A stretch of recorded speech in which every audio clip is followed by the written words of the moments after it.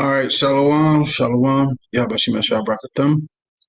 First and foremost, I'd like to give all praises, honor, and glory to the Most High God Yahweh, and we do so in the name of His only begotten Son, Hamashiach Yahweh Shai, who the world ignorant called Jesus Christ. Shema Yasharala Yahweh, Allah Hayanawa Yahweh Ached. There is no Lord God but Lord. Okay. So, haven't did a Sabbath service in 2 weeks. All right. Those of you that are wicked didn't notice. Those that notice, they not wicked. So, what we going in today is the Torah portions like we always do every Saturday. All right. Um, we're going into the 7 different types of leprosy, and we're going into the uncleanness. All right. As you will read in Ezekiel 44 and 23 to teach the difference between the clean and the unclean. All right. And now you're going to see what the clean and the unclean is. You got to teach the difference in this. Every camp, every brother should be teaching this. Every Sabbath service, you should be teaching this. All right, all the time. So, what we're gonna do is get started with the prayers, so we can get started with the class. All right.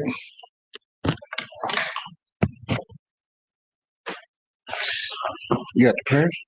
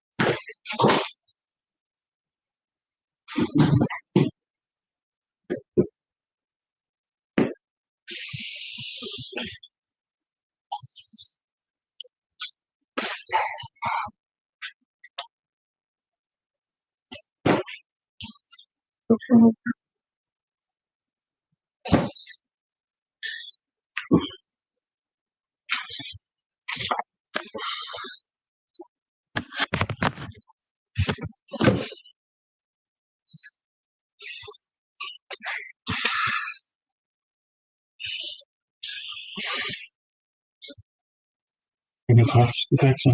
In the car. Scoot back some. You don't want to be here. It's foot.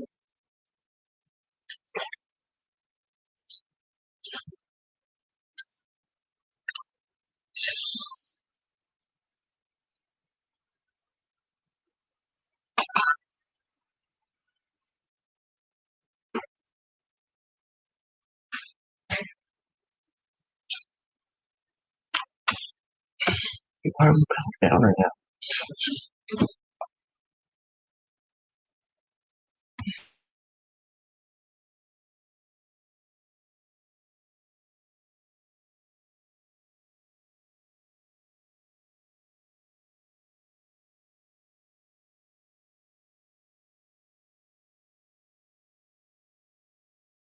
Oh.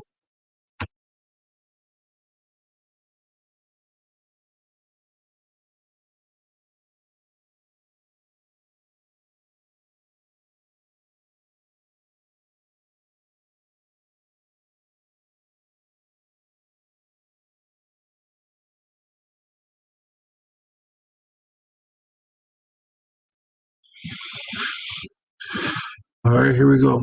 Abanawa, Shabbat Shemayim, Kodash, Haya, Shimka, Yahweh, Malafka, Tabaa, Batazaka, Haya, Asha, Barataza, Kahaya, Bashemayim, Tayanawa, Lakham, Kayawam, Wasalakinawa, Kabawatinawa, Kasalakinawa, Kabawatinawa, Wala'a, Tabiyainawa, Benasai Wum, Abal, Hawashayanawa, Munrai, Kaya, Lakha, Hamalakwa, Wa'ala, Wataparath, Walayalamium, Amat, Bahashim, Yahushai, Hamashiach, Amat. Our Father, which art in heaven, hallowed be thy name. Hallowed be thy name. Yahweh, thy kingdom come. Thy kingdom come. Thy will be done. Thy will be done. Here on earth, as it is in heaven. As it is in heaven. Give us today. Give us today our daily bread. And forgive us our debts. As we forgive our debtors. And lead us not into temptation. But deliver us from evil. For thine is the kingdom and the power and the glory forever. Amen. Bahashem. Yahushai, Mashiach, Amen.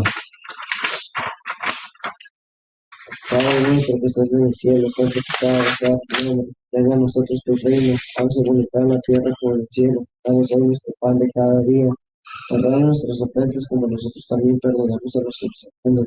No nos dejes caer en tentación, pero nos del mal.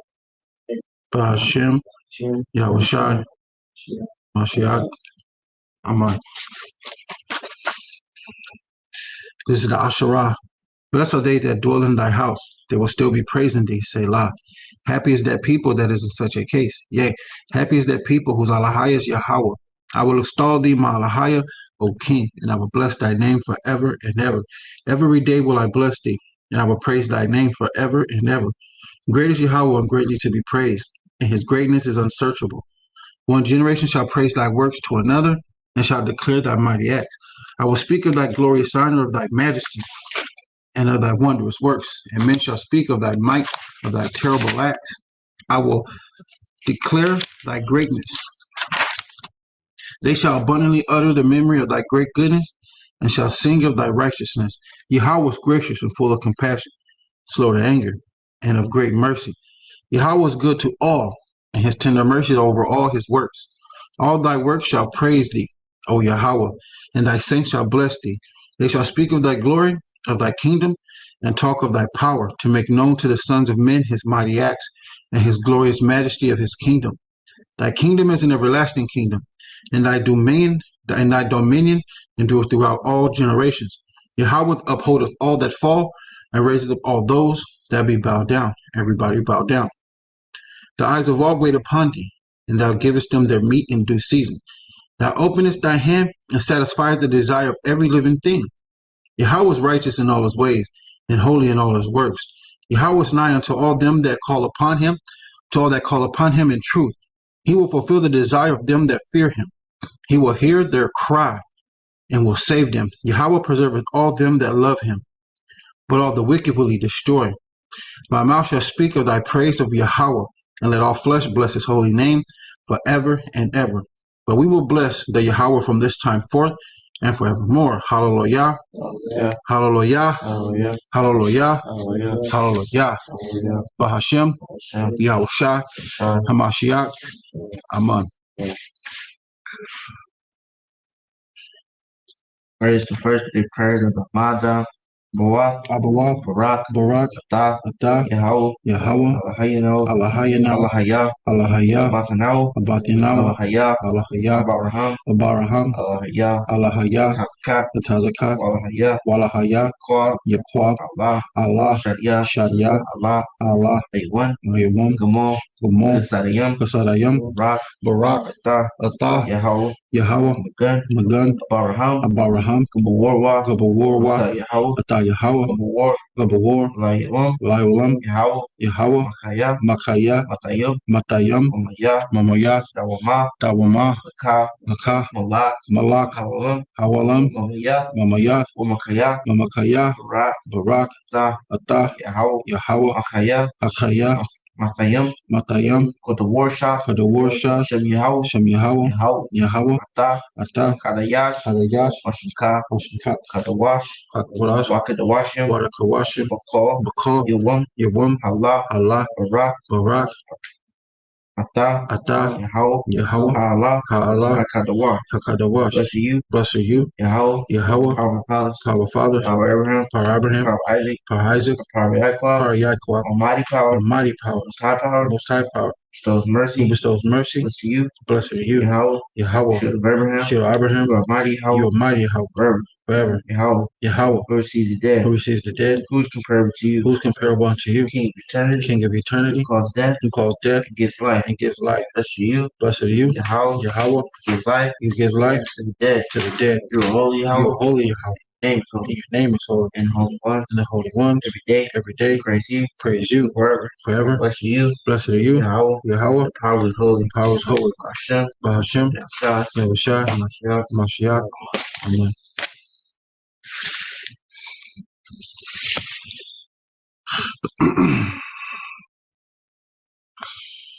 This is a song of degrees. I will lift up my eyes unto the hills, from whence cometh my help. My help cometh from Yahweh, which made heaven and earth. He will not suffer thy foot to be moved. He that keepeth thee will not slumber. Behold, he that keepeth Israel shall neither slumber nor sleep. Yahweh is thy keeper. Yahweh is thy shade upon thy right hand. The sun shall not smite thee by day, nor the moon by night. Yahweh shall preserve thee from all evil. He shall preserve thy soul. Yahweh shall preserve thy going out and thy coming in from this time forth and forevermore. Hallelujah. Hallelujah. Hallelujah. Bahashem. Yahushua. Hamashiach. Amen. This is a song for the Shabbat day. It is a good thing to give thanks unto Yahweh and to sing praises unto thy name, O Most High, to shew forth thy loving kindness in the morning and thy faithfulness every night, upon an instrument of 10 strings and upon a palstry, upon a harp with a solemn sound. For thou, Yahweh, hast made me glad through thy works. I will triumph in thy works of thy hands. Yahweh, how great are thy works, and thy thoughts are very deep. A brutish man knoweth not, neither doeth a fool understand this. When the wicked spring as the grass, and when all the workers of iniquity do flourish, it is that they shall be destroyed forever. But thou, Yahweh, are most high forevermore. For lo, thy enemies, Yahweh, thy enemies shall perish. All the workers of iniquity shall be scattered. But my horn shalt thou exalt like the horn of a unicorn. I shall be anointed with fresh oil. Mine eye also shall see my desire of my enemies, and my ear shall hear my desire of the wicked that rise up against me. The righteous shall flourish like the palm tree. He shall grow like a cedar in Lebanon. Those that be planted in the house of Yahweh shall flourish in the courts of our Alahayah. They shall still bring forth fruit in old age. They shall be fat and flourishing to shew that Yahweh is upright. He is my rock. There is no unrighteousness in him. Hallelujah. Hallelujah. Hallelujah. Hallelujah. Hallelujah. Hallelujah. Bahashem. Hashem. Yahushua. Yahushua. Hamashiach. Mashiach. Amen. All right, everybody up. We'll finish the other half.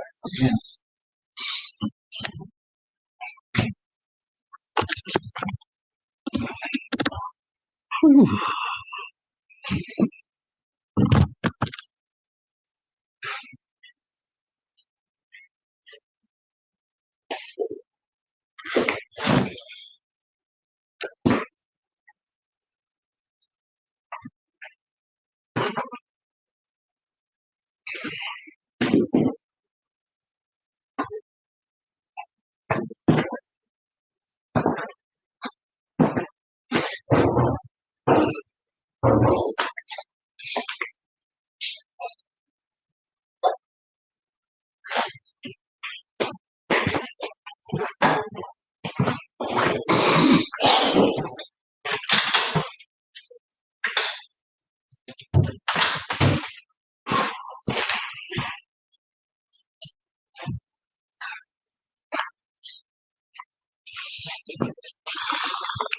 All right. Let's get this cracking. Start this class. Let's finish up the prayers. I'm finna share my screen with y'all.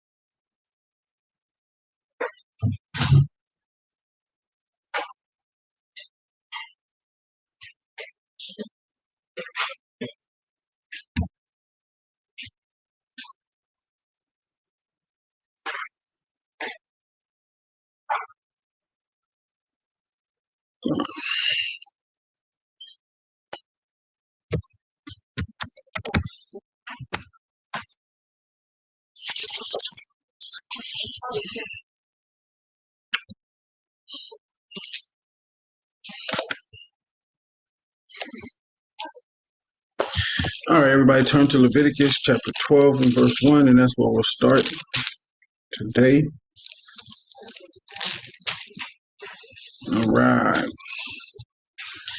So now, I hope one brother's listening to this, and we had to let him know his wife had just had a baby, and um, she couldn't come to the convocation, that just passed, which was the Feast of Unleavened Bread and the Passover.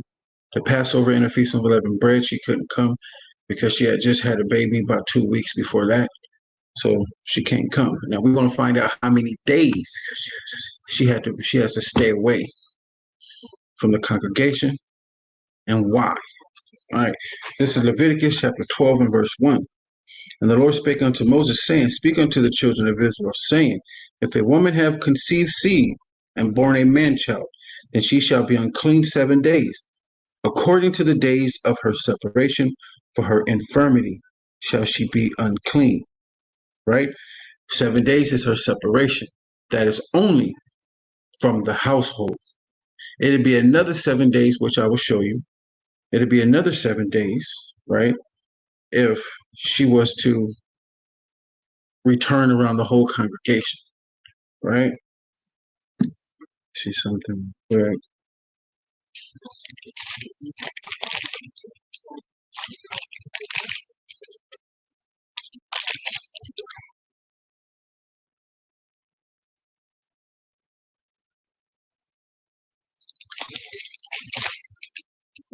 I should have wrote that precept up on there.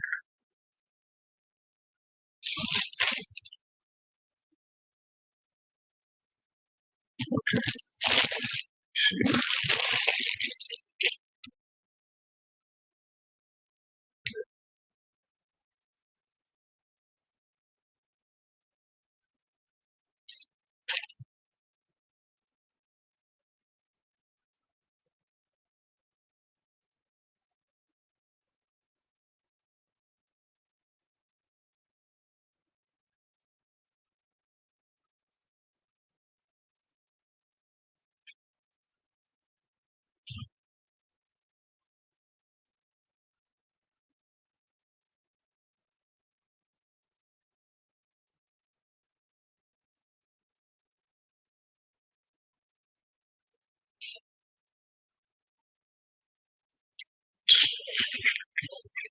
Give me just a second, just a second.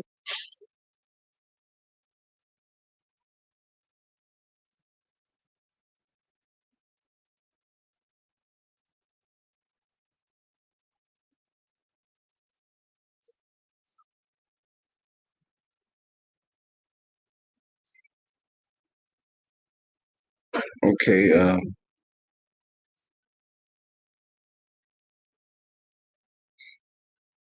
I'm gonna find it.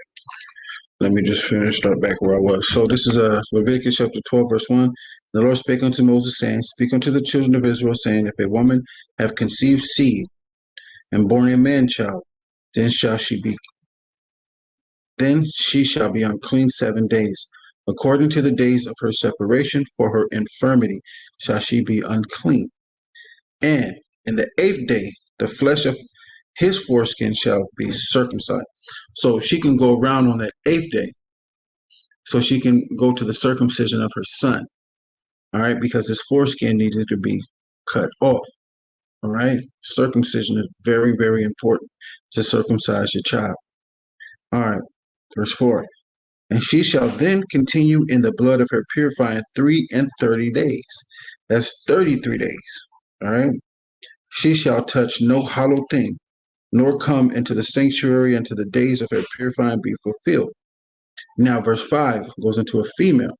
But if she bear a maid child, then she shall be unclean 2 weeks, as in her separation, and she shall continue in the blood of her purifying 66 days. So that's 66 days plus 14 is 80 days in all. So that 2 weeks since she had a baby, she still couldn't be around us or go to a holy convocation. Now you got to do the what? That 66 days. Each score is 20. So how many days? How many days in all? All 80 days. Verse 6. And when the days of her purifying are fulfilled, for a son or for a daughter, she shall bring a lamb of the first year for a burnt offering, and a young pigeon or a turtle dove for a sin offering. That is a sin offering. And why is it a sin? Let's go here.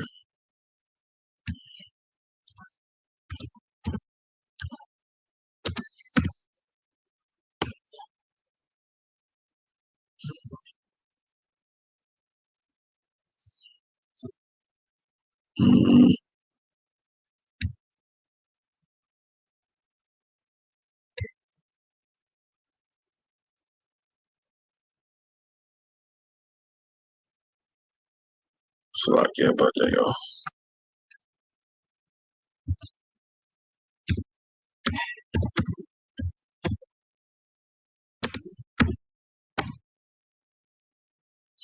Okay.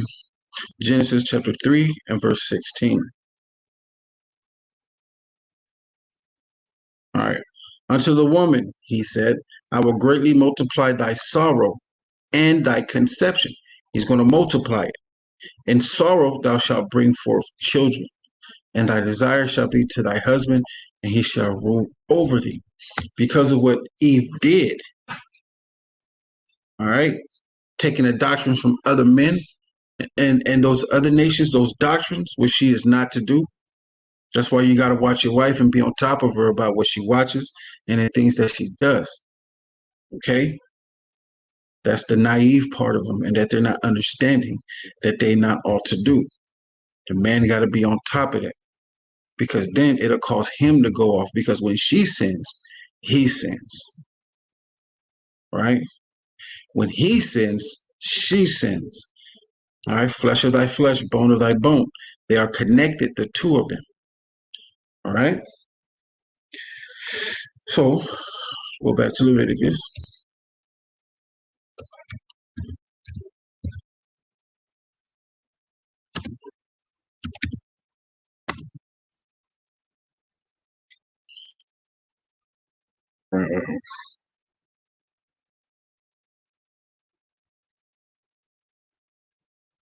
All right. Verse 6. And when the days of her purifying are fulfilled, for a son or for a daughter, she shall bring a lamb of the first year for a burnt offering, a young pigeon or a young or turtle dove for a sin offering unto the door of the tabernacle, right? Of the congregation unto the priest, who shall offer it before the Lord and make an atonement for her, and she shall be cleansed from the issue of her blood. All right. This is the law for her that hath borne a male or a female. And if she be not able to bring a lamb, then she shall bring 2 turtles or 2 young pigeons, the one for the burnt offering and the other for a sin offering. And the priest shall make an atonement for her, and she shall be clean. Right? So she's unclean because she's having that blood, that stuff that's coming out her discharge. Okay? So now let's go to the next.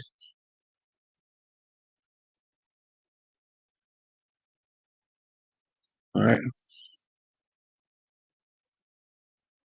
This is Leviticus 13 and 1. And the Lord spake unto Moses and Aaron, saying, when a man shall have the skin of his flesh, a rising, a scab, or a bright spot, and it be in the skin of his flesh, like a plague of leprosy, then he shall be brought unto Aaron the priest, or unto one of his sons, the priests. So now we're going into leprosy. There are 7 different types of leprosy that you have to pay attention to. And not only just 7 leprosy, 7 different types of leprosy you got to pay attention to. You also have to pay attention to, let me see, where is that?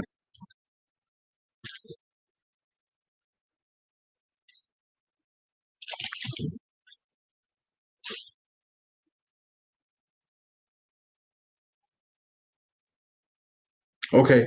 The law of him and who is the plague of leprosy, whose hand is not able to get that which pertaineth to his cleansing.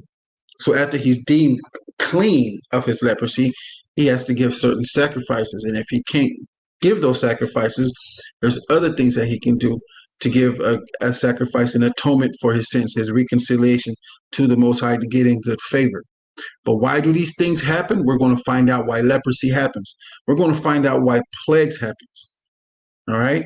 Because remember, like I said, Ezekiel 44 and 23. All right, you got to teach the people to discern between the unclean and the clean. That's why the people are hit with plagues, because they're not paying attention to the clean and the unclean. All right, if you're unclean from having sex, people should know that you're unclean. They didn't have to know that you have sex. You should tell them that you're unclean and they are not to touch you. Simple as plain.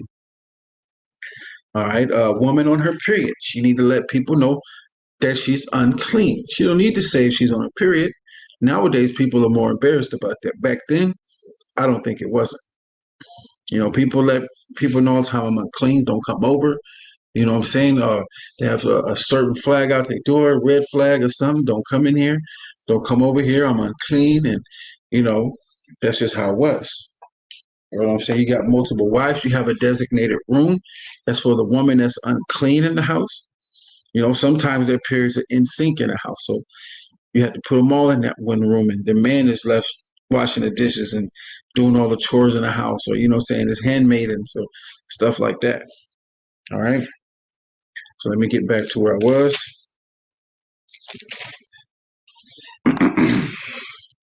Verse 3.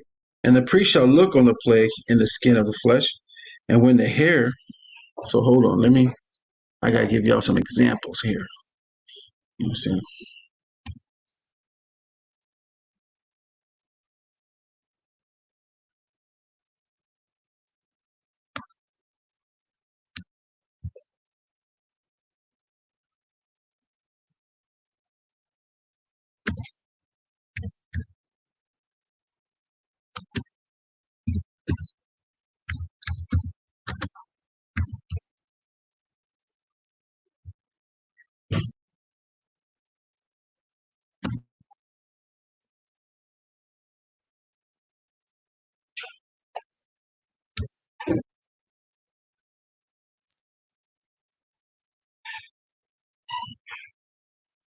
Okay.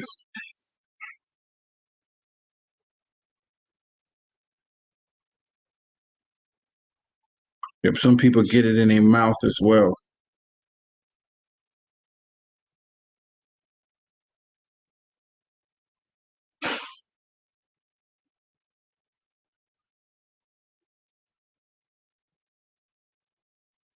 Which one would be a good one? Let's see.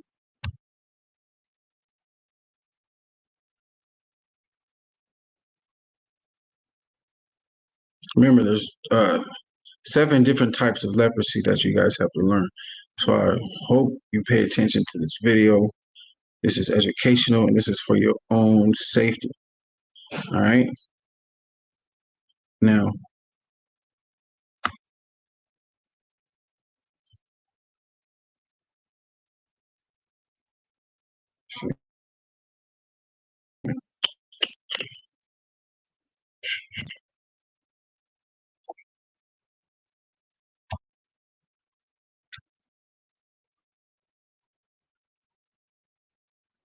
there we go. Boom. Right there. All right. Verse 3. And the priest shall look on the plague in the skin of the flesh. And when the hair in the plague is turned white, and the plague in the sight be deeper than the skin of his flesh, it is a plague of leprosy. And the priest shall look on him and pronounce him unclean. If the bright spot be white in the skin, you know what I mean? Let me give you a different.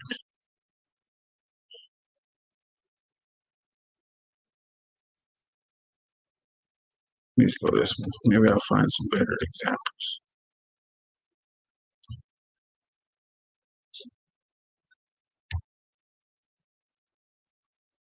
Yeah, this one is better. This is what I was right here. Okay. Now, right here, this is better. All right. Now you see the scab right here, right? That's the scab. And now on right here, you see the raw. That's the raw around it. It's the raw around it right there. See, scab, then the raw. Now he ain't got no hair, but this is a better picture than before.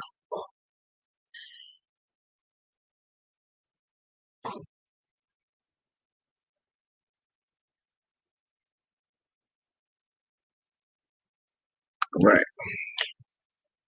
Verse 3, and the priest shall look on the plague in the skin of the flesh, and when the hair in the plague is turned white, and the plague in sight be deeper than the skin of the flesh, it is a plague of leprosy. Now watch this.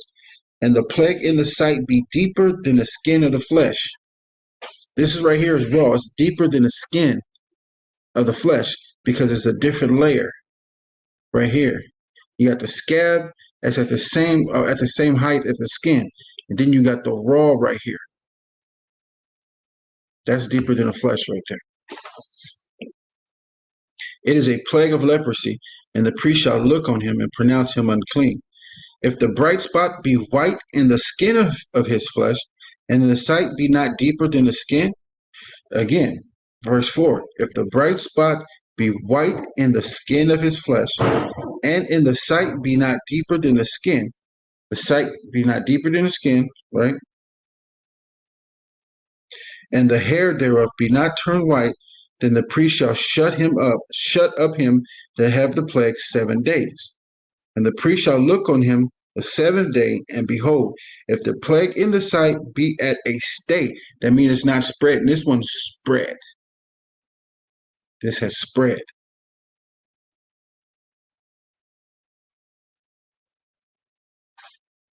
Then the priest shall shut him up 7 days more.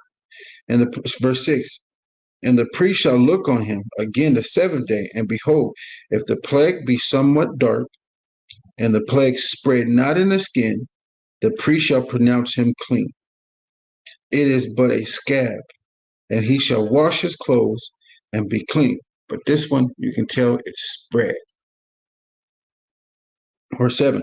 But if the scab spread much abroad in the skin, after that he hath been seen of the priest for his cleansing, he shall be seen of the priest again. And if the priest see that, behold, the scab spreadeth in the skin, then the priest shall pronounce him unclean. It is leprosy. All right? That's what this young man right here has. Leprosy.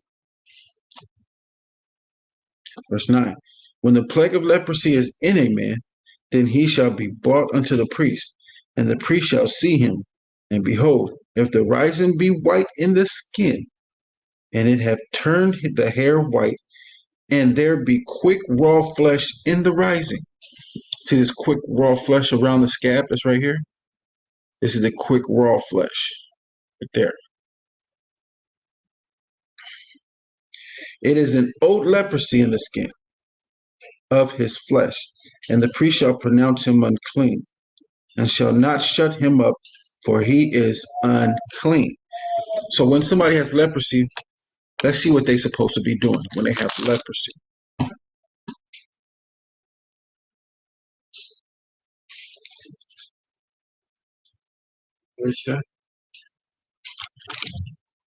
I'm at 13 and 11, but I'm about to find something.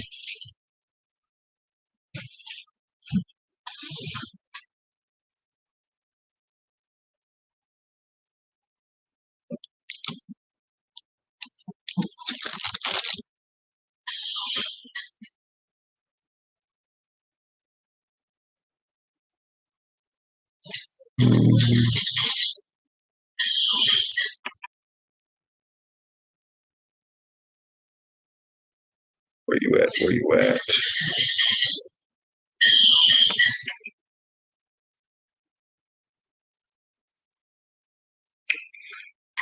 Where you at? Where you at?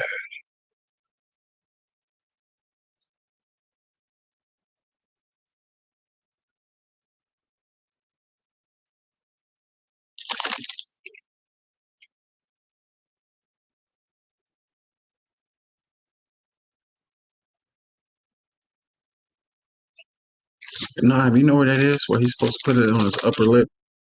The thing on his upper lip? We just read it and I just can't find it.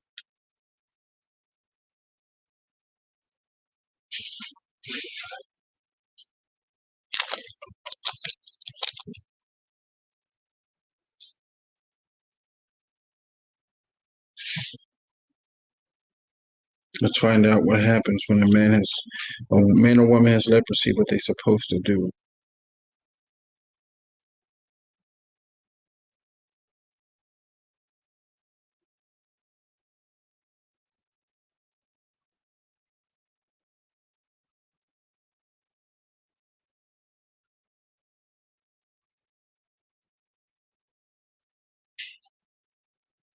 Give me just a second, y'all. Bear with me.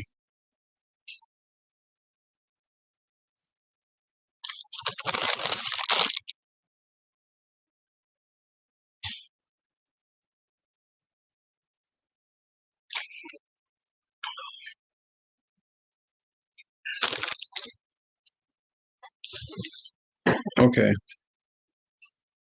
It's 13 and 45. This is Leviticus chapter 13, verse 45. And the leper in whom the plague is, his clothes shall be rent, and his head bared, and he shall put a covering upon his upper lip, and shall cry, unclean, unclean. That's embarrassing. Why? Because he didn't know the difference between the clean and the unclean. He wasn't taught that. Now he had leprosy. He thought he had leprosy. Well, no, he has leprosy. Now he has leprosy because the Most High plagued him for his uncleanness and what he done. That's why people got to know the difference between the clean and the unclean. Okay? And he done something that was unclean in the Most High's eyes, and he was cursed with leprosy. And this is what happens when you have to tell people that you're unclean. All right? Again, Leviticus 13 and 45. And he shall put a covering on his head. Salak. And the leper in whom the plague is, his clothes shall be rent, and his head bare. And he shall put a covering upon his upper lip, and shall cry, unclean, unclean. Unclean, unclean, unclean. That's what he has to do. A covering is either his hand or something that makes it real loud. Go around there. Unclean, unclean. Imagine they have to do that because you weren't taught the difference between unclean and clean. All right? You're going to know now. You're going to go learn what is clean and unclean. That's when, you know what I'm saying, you want to learn. What are you doing that's unclean? This young man right here with the leprosy on his face, he don't know the difference between clean and unclean. So these things is happening to him. Clean and clean. These women, same thing. They going around men with their period and the Most High is cursing them with leprosy or something because they're not telling people that they're clean or unclean. Well, you know if you're clean, they're just not telling people that they're unclean. This law is not done away with. All right, yeah, it is. It's just not. So,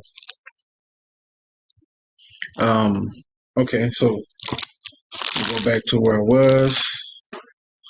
Verse 11. This is Leviticus chapter 13, verse 11. All right, no, verse 12. And if a leprosy break out abroad in the skin, and the leprosy cover all the skin of him that hath the plague, from his head even to his foot, whatsoever the priest looketh, then the priest shall consider and behold, if the leprosy have covered all his flesh, he shall pronounce him clean. That hath the plague, it is all turned white. He is clean. So if a person's been all turned white, that means he had melanin before. So let's find out what that looks like.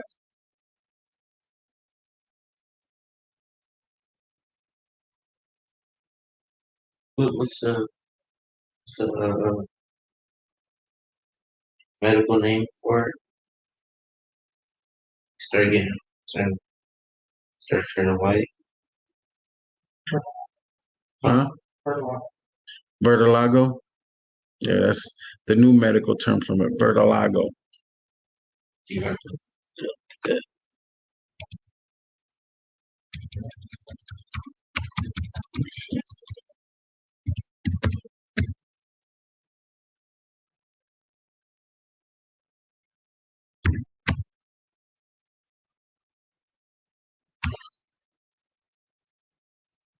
Here we go. Good one. They call it vertilago. This is not this is leprosy. All right. Now I'm gonna read this right here. This is Leviticus chapter 13, verse 12. And if a leprosy break out abroad in the skin, and the leprosy cover all the skin of him that hath the plague, from his head even to his foot, whatsoever the priest looketh, then the priest shall consider, and behold, if the leprosy have covered all his flesh, he shall pronounce him clean that hath the plague. It is all turned white. He is clean.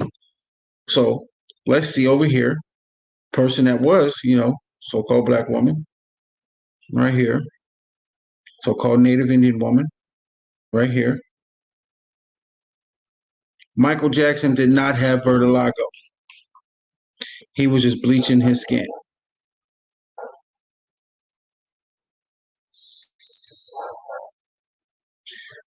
But let's see, see her right here. Now imagine her being a so-called black woman. Now she's going to be clean from head to toe of all her melanin taken away. She's going to look like Esau now. Esau is a reincarnation of Cain. Let's see if we can have somebody with a complete. Albino. Yeah, no, not albino. Albinos, no, you can't get those two mixed up.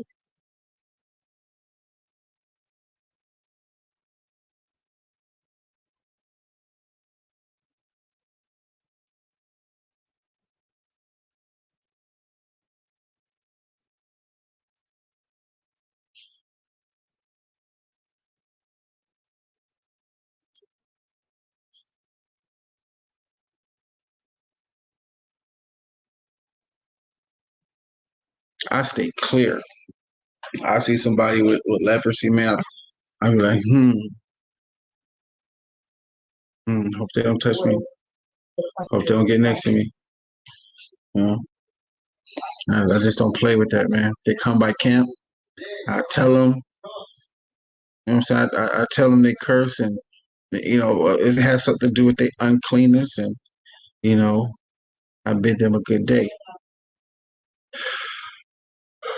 But no person with leprosy can be a part of my camp.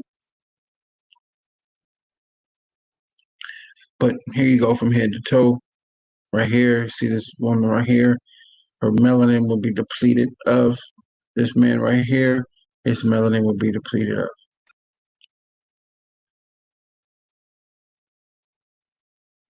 All right. Verse 14. But when the raw flesh appeareth in him, he shall be unclean. And the priest shall see the raw flesh and pronounce him to be unclean. For the raw flesh is unclean. It is a leprosy. Or if the raw flesh turn again and be changed into white, he shall come unto the priest. So be it changed into white, but before it was white, it was raw. Let's see.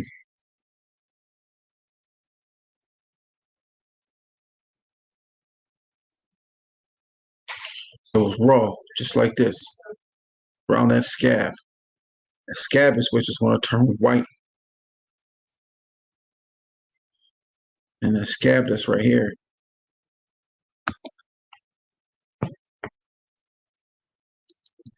Okay. Verse 18, the flesh also in which even the skin thereof was a bile. Now we're going into a different one. Okay. We had the rising. All right. We had the whole depleted of melanin. And now we're going into a bile, a boil. Okay. Let's see.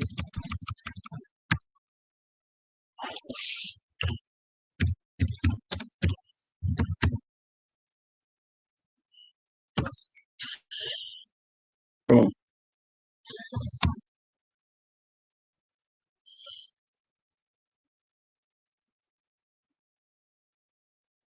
Right here.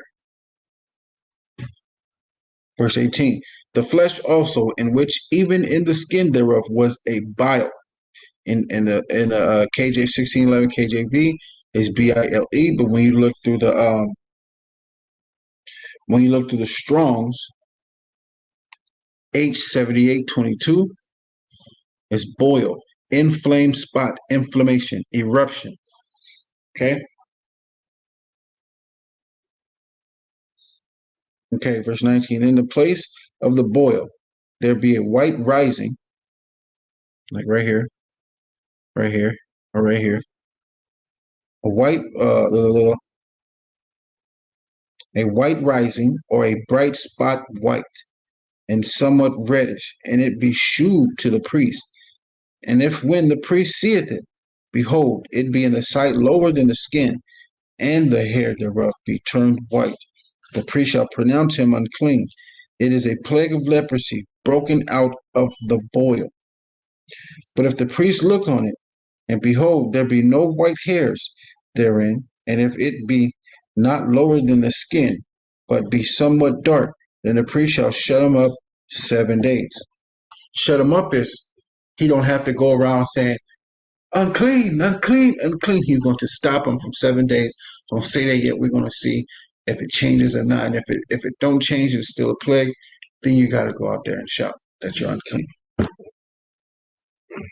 And if it spread much abroad in the skin, then a priest shall pronounce him unclean. It is a plague. But if the bright spot stay in his place and spread not, it is a burning bile, and the priest shall pronounce him clean. Or if there be any flesh in the skin whereof there is a hot burning. Now this is a different one, the hot burning one. This is a different type of one. All right. So let's go to a hot burning.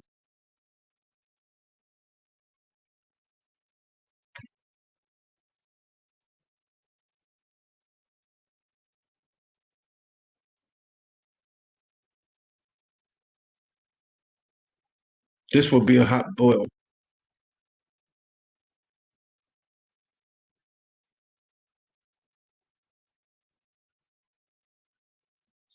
That will be a hot boil right there.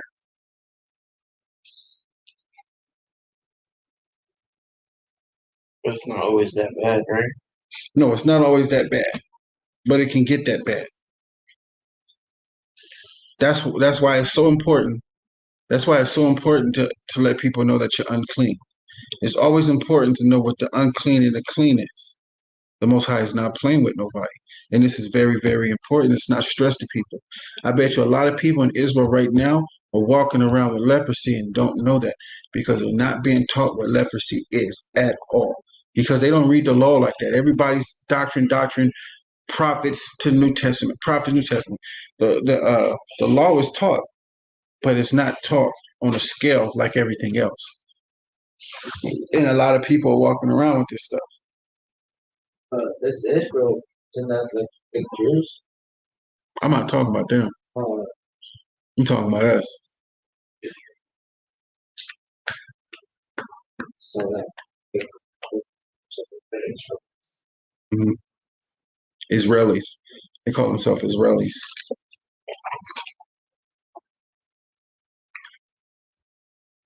Okay, verse 25. Then the priest shall look upon it, and behold, if the hair in the bright spot be turned white, and it be in the sight deeper than the skin, it is a leprosy broken out of the burning. Wherefore the priest shall pronounce him unclean. It is the plague of leprosy. Okay, let's get off this.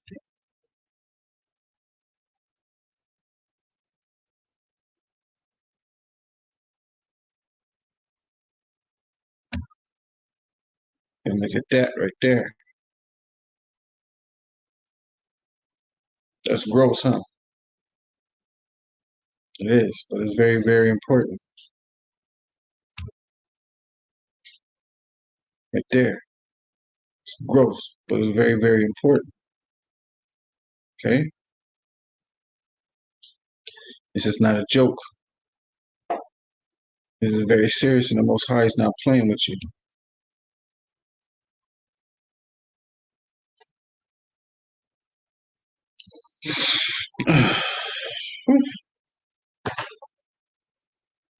Verse 27. And the priest shall look upon him the seventh day, and if it be spread much abroad in the skin, then the priest shall pronounce him unclean. It is the plague of leprosy. And if the bright spot stay in his place, and spread not in the skin, but it be somewhat dark, it is a rising of the burning, and the priest shall pronounce him clean, for it is an inflammation of the burning. If a man or a woman hath a plague upon the head, now this is the difference. Leprosy upon the head.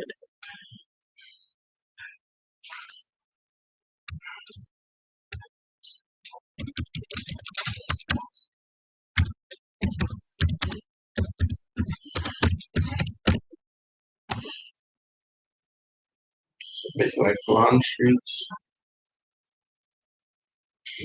You have something like that, you know. We'll see. Upon the head and upon the beard.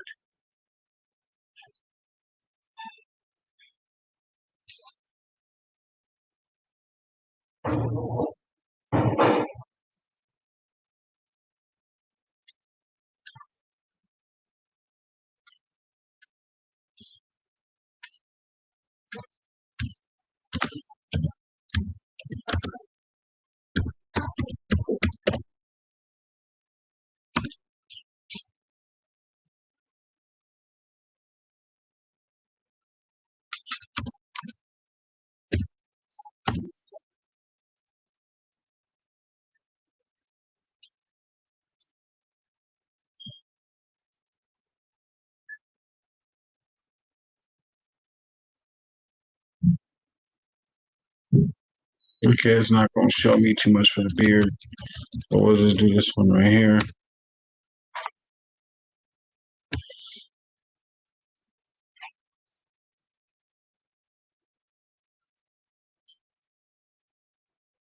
Boom.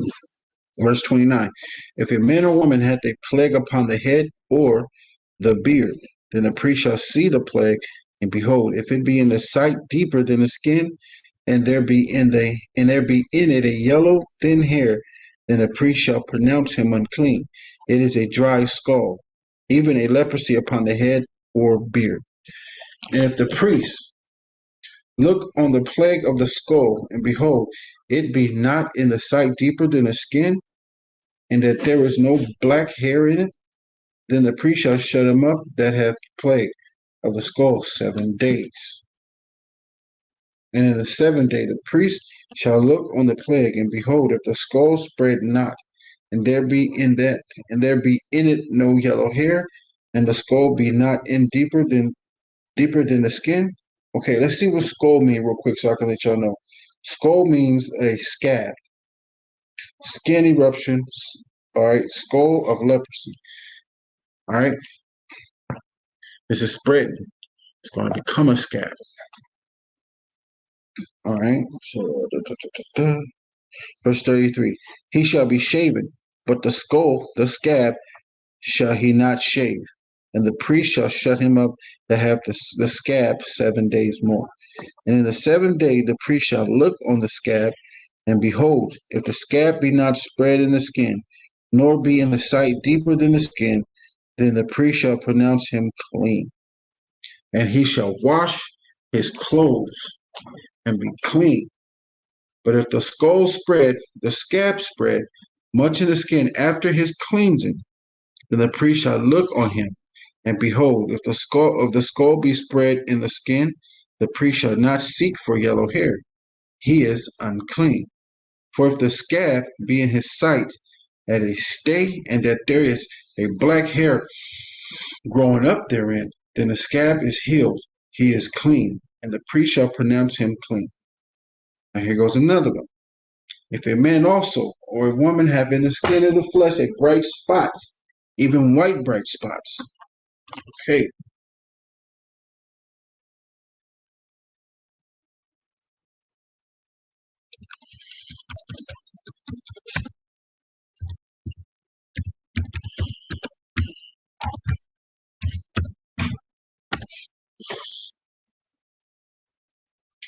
here we go.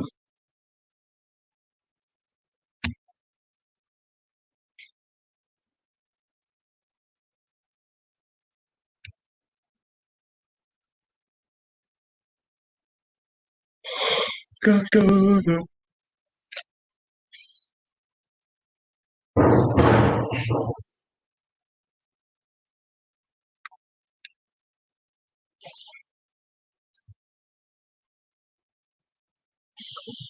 Oh,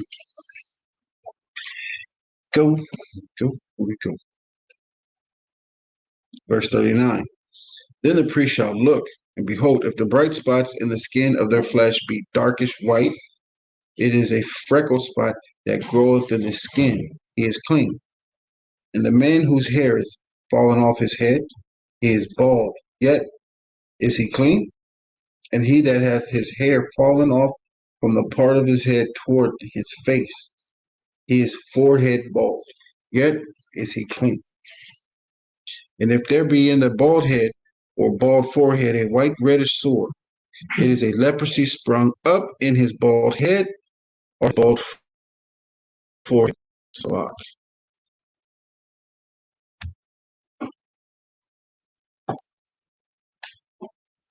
Verse 43. The priest shall look upon it, and behold, the rising of the sore be white reddish in his bald head or in his bald forehead, as the leprosy appeareth in the skin of the flesh. He is a leprous man. He is unclean. The priest shall pronounce him utterly clean. His plague is in his forehead, is in his head. And the leper in whom the plague is, his clothes shall be rent and his head bare. And he shall put a covering upon his upper lip and shall cry, unclean, unclean. All the days wherein the plague shall be in him, he shall be defiled. He is unclean. He shall dwell alone. Without the camp shall his habitation be. The garment. Now we're going into another one.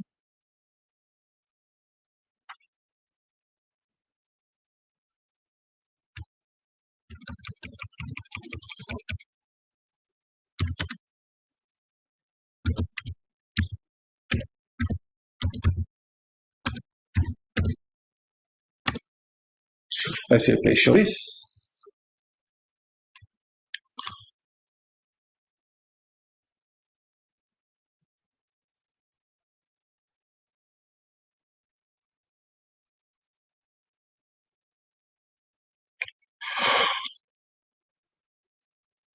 Let's just do it this way.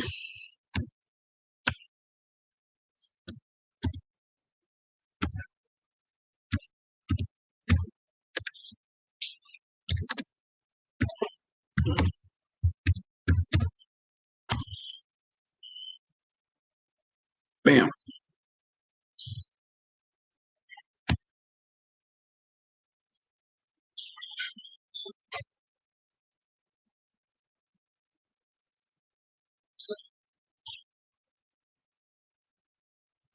All right.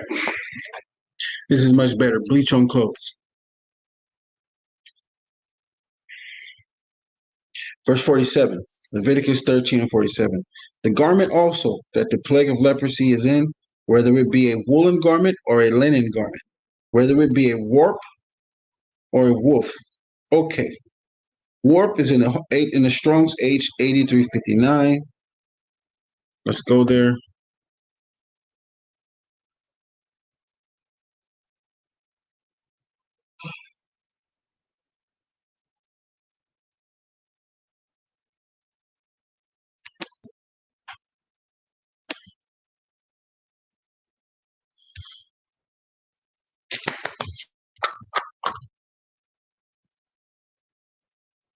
Chef E. Warp.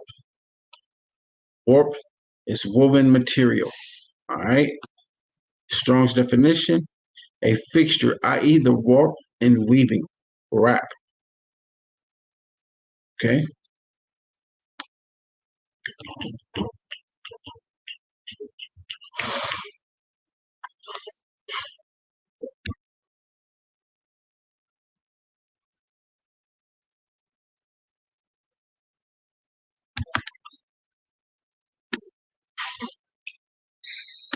Okay. Verse 48. Where it be in the warp or the woof or of linen or of woolen, whether it in a skin or in anything made of skin. And if the plague be greenish or reddish in the garment or in the skin, either in the warp or in the woof or in anything of skin, it is a plague of leprosy and shall be shewed unto the priest. So let's go back over here. You see the running. I must give you this definition because you can also get leprosy in your garments, your clothing, and everything else. Like if bleach spill on it, you know what I'm saying? It's the same thing. All right. Verse 49. And if the plague be greenish or reddish in the garment or in the skin, either in the wrap or in the woof or in anything of skin, it is a plague of leprosy and shall be shewed unto the priest. Now, woof, right, is in the Strong's H6154 as mixed, interwoven, mixed. All right. Now it's yellow inside there, right there. That bleach has been spilled in there. And then sometimes it'll keep spreading and spreading and spreading. Okay. Excuse me. Verse 50. And the priest shall look upon the plague and shut up it that have the plague 7 days. And he shall look on the plague on the seventh day. If the plague be spread in the garment, either in the warp or in the woof or in a skin or in any work that is made of skin, the plague is fretting leprosy. It is unclean. Fretting is the irritating leprosy. It is unclean. Verse 52. He shall therefore burn that garment, whether wrap or woof, in woolen or in linen, or in anything of skin wherein the plague is, for it is a fretting leprosy. It shall be burnt in the fire. And if the priest shall look and behold the plague be not spread, so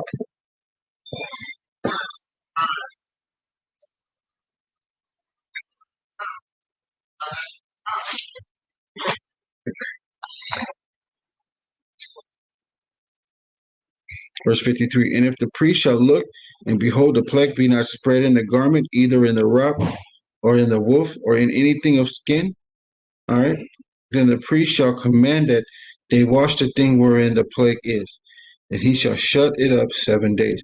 And when it says skin, it's talking about those things like, it's not talking about human skin. It's talking about like badger skin and everything else, different skins will take lion skin or something like that, and we use it as coats. The plague can be in those skin. It's not talking about like a human being. All right, we're not going to burn a human being. He's just going to be unclean. 55. And the priest shall look on the plague after that it is washed. And behold, if the plague have not changed its color, and the plague be not spread, it is unclean.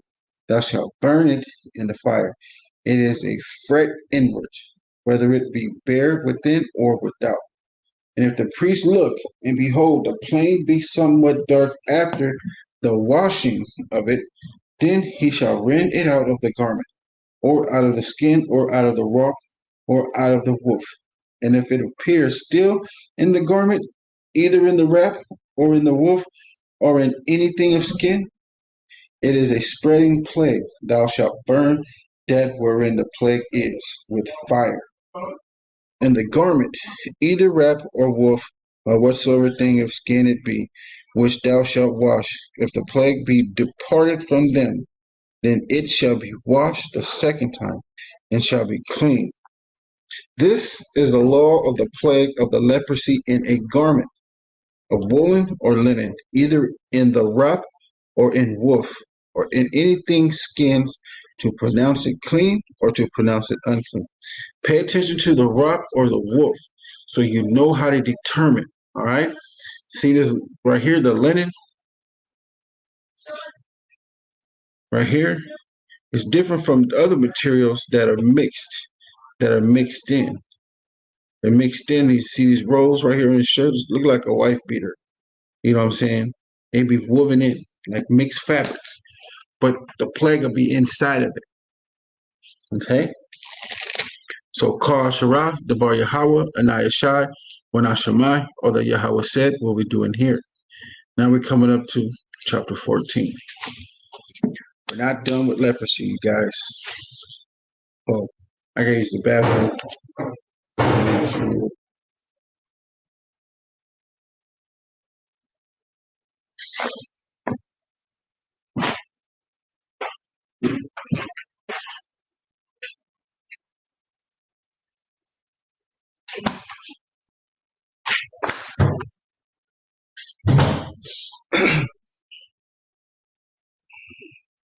Hey guys. All right. So this is Leviticus chapter 14 and verse 1. And the Lord spake unto Moses, saying, This shall be the law of the leper and the day of his cleansing. He shall be brought unto the priest, and the priest shall go forth out of the camp, and the priest shall look, and behold, as the plague of leprosy be healed in the leper, then shall the priest command to take for him, that is to be cleansed, 2 birds alive and clean, and cedar wood and scarlet and hyssop. Okay, a leper can only be cleansed when all of his leprosy is gone. So it means like if he is a leper and he has those white spots, when he turns fully white is when he's clean. So basically when he has no more black spots, when he has no more melanin, he's clean. Verse 5, and the priest shall command that one of the birds be killed in the earthen vessel over running water. As for the living bird, he shall take it, and the cedarwood, and the scarlet, and the hyssop, and shall dip them, and the living bird in the blood of the bird that was killed over the running water. And he shall sprinkle upon him that is to be cleansed from the leprosy 7 times, and shall pronounce him clean, and shall let the living bird loose into the open field. And he that is to be cleansed shall wash his clothes and shave off all his hair, and wash himself in water, and he may be clean. And after that he shall come into the camp and shall tarry abroad out of his tent 7 days. All right, so when he's cleansed, when he does all the sacrifices and everything, right, he's going to shave off all of his hair, right, his hair, his arms, his legs, and everything. That's his hair. Watch this, right? Verse 8, and it shall be cleansed. He shall wash his clothes and shave off all his hair, and wash himself in water, that he may be clean. And after that he shall come into the camp, and he shall tarry abroad out of the tent 7 days. Right? But it shall be on the 7th day that he shall shave off all his hair off his head, and his beard, and his eyebrows. Even all his hair he shall shave off. And he shall wash his clothes, and also he shall wash his flesh in water, and he shall be clean. So after he tarries out of his tent for 7 days, on the 7th day, he has to cut off all his hair, he has to cut off his beard, he has to cut off his eyebrows. So everything he has to cut. So I don't think nobody wants leprosy. So I better keep the laws.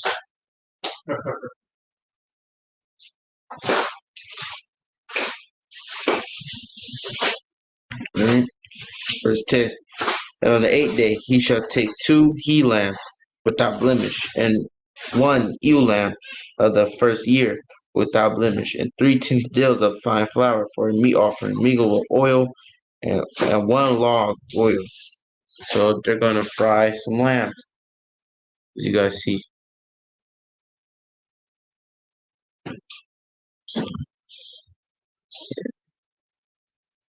So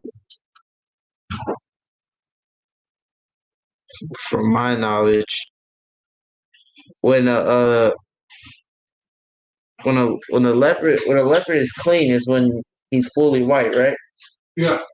Yeah. Or it's when it's like a scab is not raw, and it's different types of leprosy.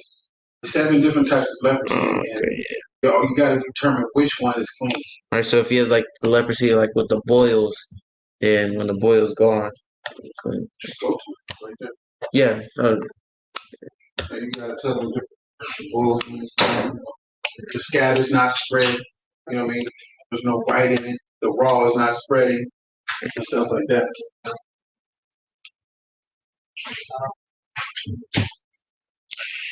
Okay. Yeah. So we're gonna take the he lamb and the ewe lamb the first year without blemish, right? So the lamb that you get can have blemish, right? And 3/10 deals of fine flour for meat offering, mingle with oil. So we're gonna fry the lamb. And I still haven't tried that yet. It's gotta taste good, huh? Fried lamb. Um, I taste the fried lamb before? I don't think we have. Yeah, I think I did. It's good. It's good. I did it one time. Pretty good. Okay. Verse 11. And the priest that maketh him clean shall present the man that is to be made clean, and those things before the Lord at the door of the tabernacle of the congregation.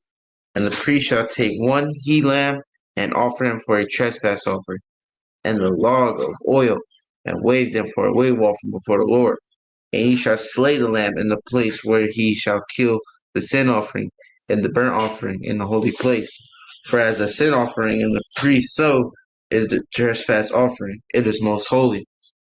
And the priest shall take some of the blood of the trespass offering, and the priest shall put it upon the tip of the right ear of him that is to be cleansed, and upon the thumb of the right hand, and upon the great toe of his right foot.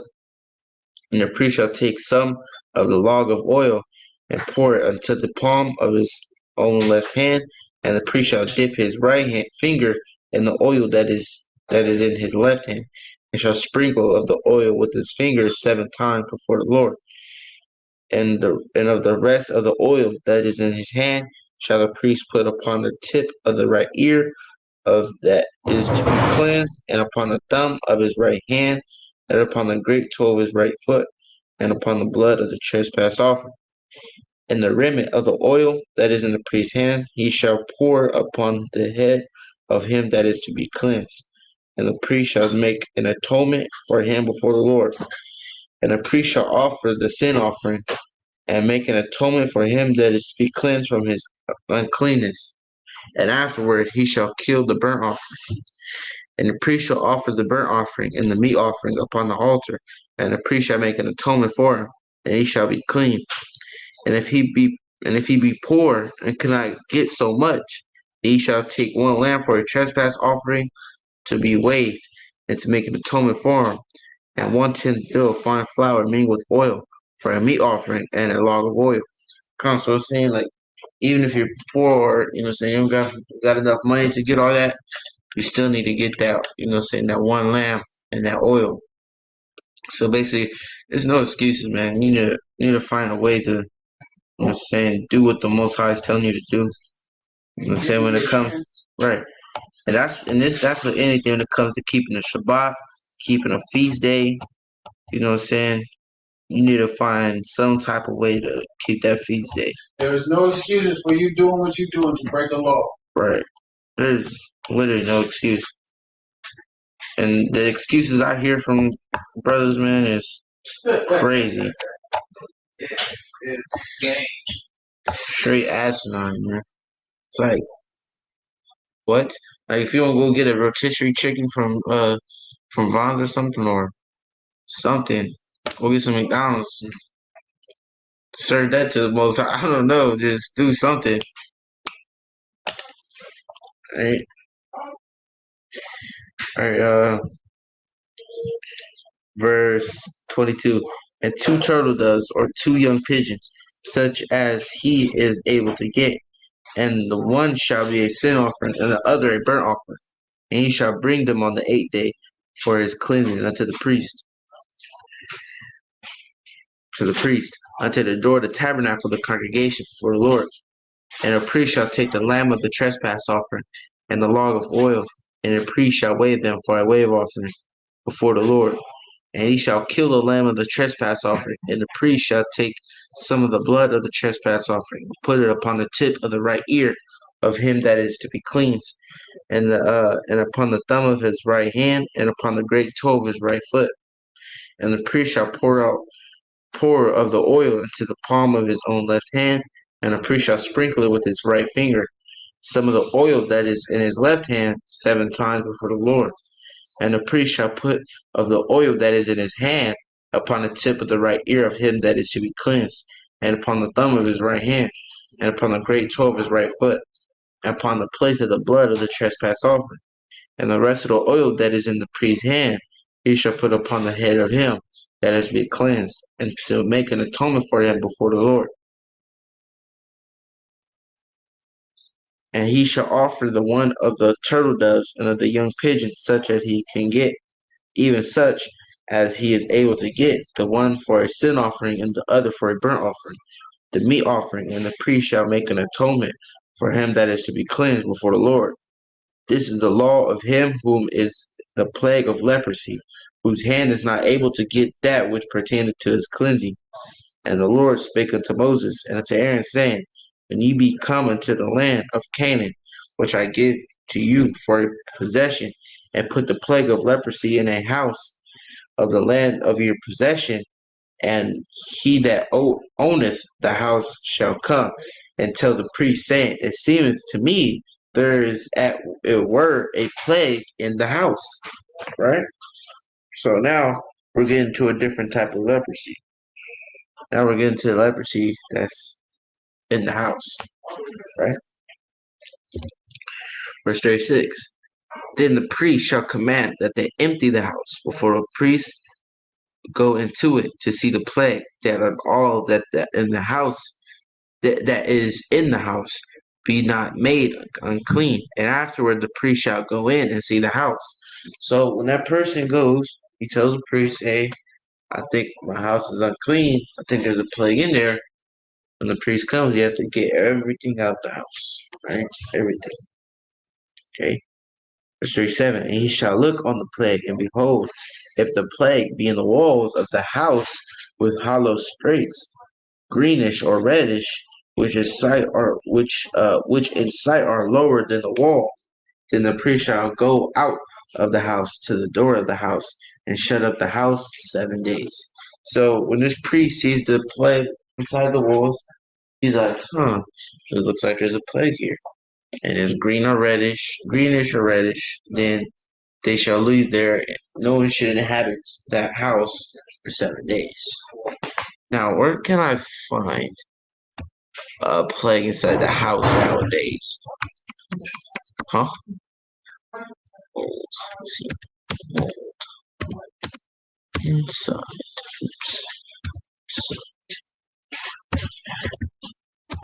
Of dreadlocks.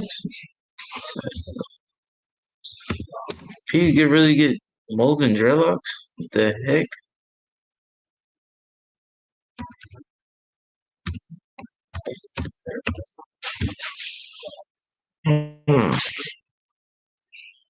Ooh, look at this, guys. This is what would be in people's heads. So you guys see this, right? It's like greenish. It's like that, kind of like almost. I wouldn't say army green. Yeah, but you see, it's green there. But you see how it's in the walls? See that? And honestly, guys, like, I get it. Mold can like come in like inside your bathroom, like next to the window, because like all the steam and everything. But if you let your house get like this, you really need to pray unto the Most High to like really give you a peace of mind, because you're a royal people and you should not let this happen. But you guys see, let me get a good picture for you guys where it's in the wall, like this, right? Like that. See that?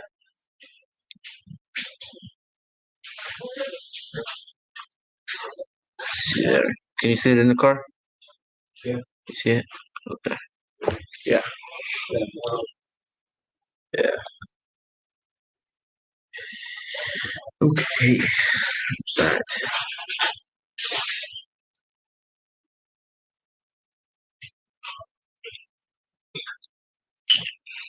All right.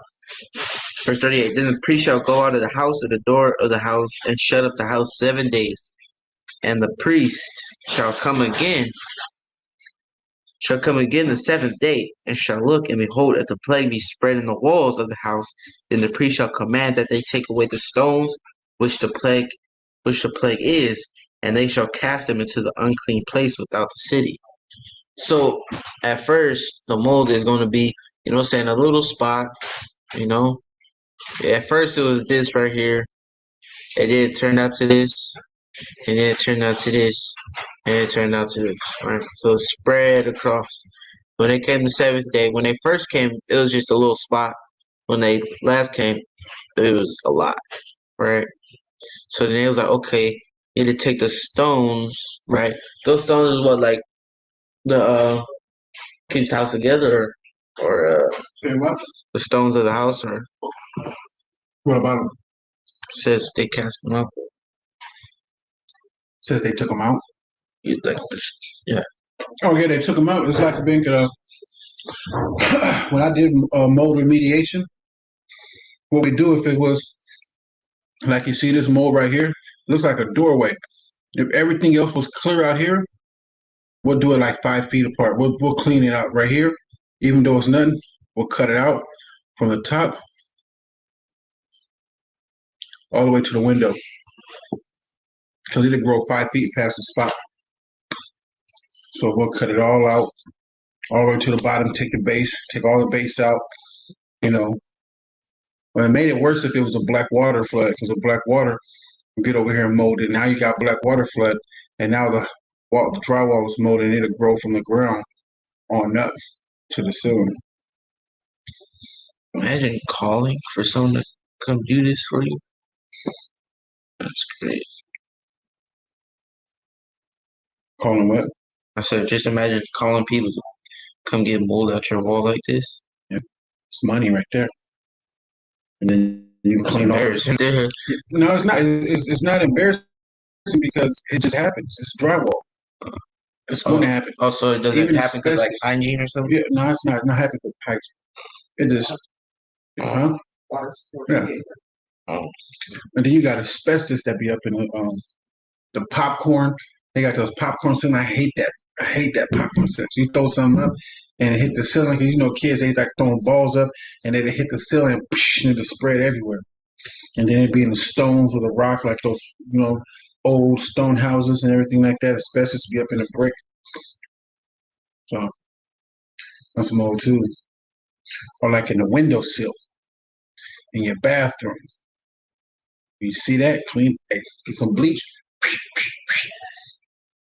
Yeah. Leprosy. No. Yeah. Are you looking for leprosy in my house?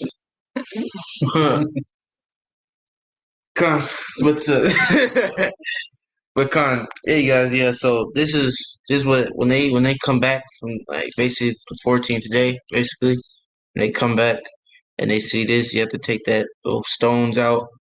Or in situations nowadays, most houses are made out of wood.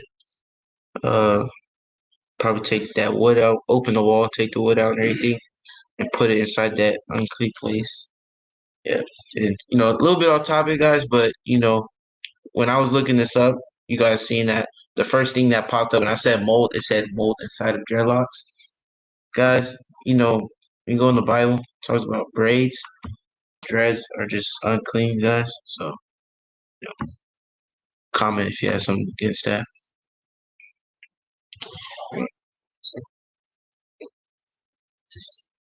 Finish the chapter, go ahead. All right. Verse 40. Then the priest shall command that they take away the stones in which the plague is, and they shall cast them into the unclean place without the city, And he shall cause the house to be scraped within round about, and they shall pour out the dust that they scrape off without the city unto the unclean place. So what I'm getting from right here is that there's an unclean place that they put unclean things without the city, so outside of the city. So You always have an unclean place outside the city. Like you got the city of refuge, you got the unclean place that you take things. You know, the priests have an unclean place where they take the blood or some of the ashes is different from that unclean place. But you know, yeah. So right now it seems like they're breaking down the wall, taking the wood over the stones out and everything, put them into the unclean place, scraping the dust, and that dust that comes off, they put into the unclean place. So you're basically renovating the house. All right. All right. Verse 42. And they shall take other stones and put them in the place of those stones, and he shall take the other mortar and shall plaster the house.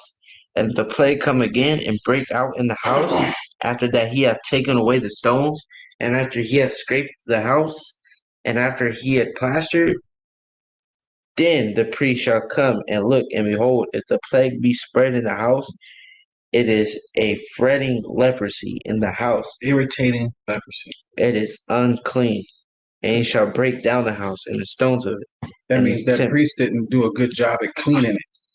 He didn't get under the beams. So you have that, not the baseboard, but you'll have that 2x4 beam that's right there on the ground, and up under it, it's there and it's growing.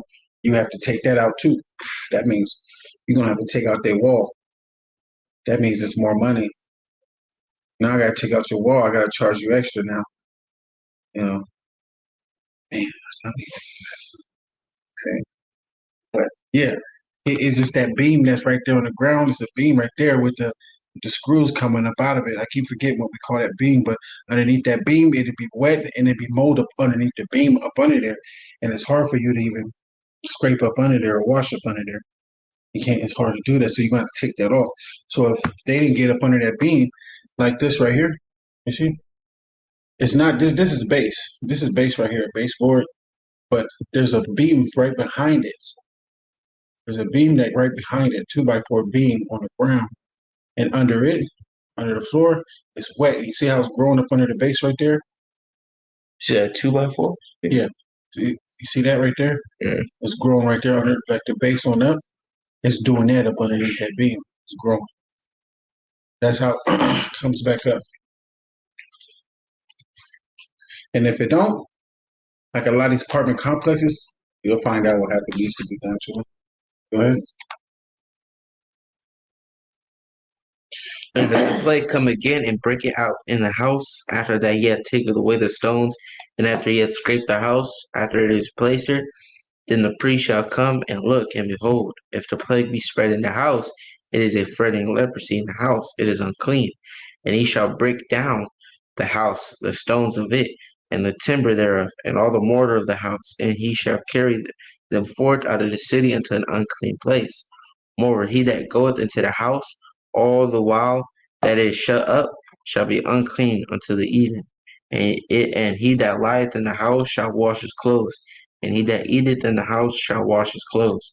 And if the priest shall come in and look upon it, and behold, the plague hath not spread in the house after the house was plastered, then the priest shall pronounce the house clean, because the plague is healed. Okay, so if they come again after those 7 days, after they took all the wood out and everything, and scraped it and stuff like that, and they come back and it's spread it again, then they have to break down the house and put it in an unclean place. So you basically got to get a new house. All right. Mm-hmm. Time to burn your house down. Just burn it. All right. But then if they come back from that first 7 days and it's gone after they scraped it, then your house is clean. Like I said in verse 48. Verse 49.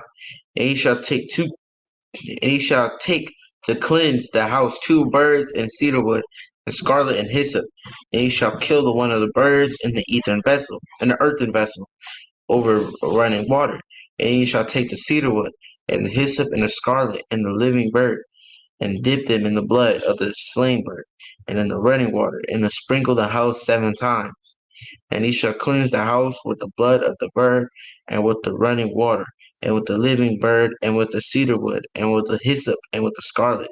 But he shall let go the living bird out of the city into the open fields, and make an atonement for the house, and it shall be clean.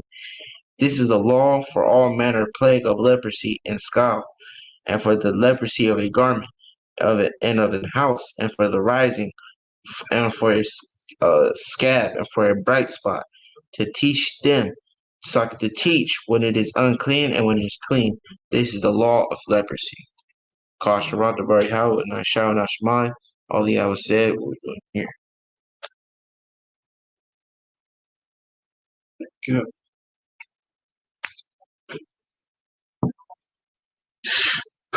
Call Asherah, the Bar Yahweh, and I Shabbat Nashama. What the Yahweh said, what we're doing here. All right. So now we're going to get on with chapter 15. All right. How to purge uncleanness. Okay.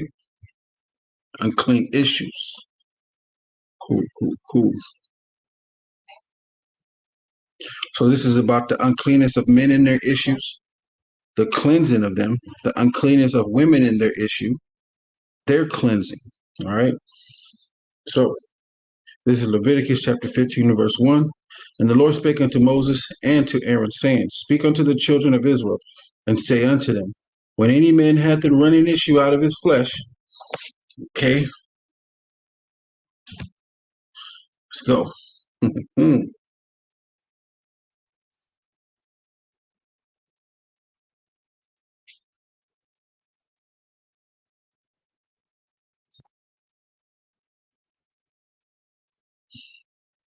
Saying unto them, When any man hath a running issue out of his flesh because of his issue, he is unclean. Let's find out what his issue is.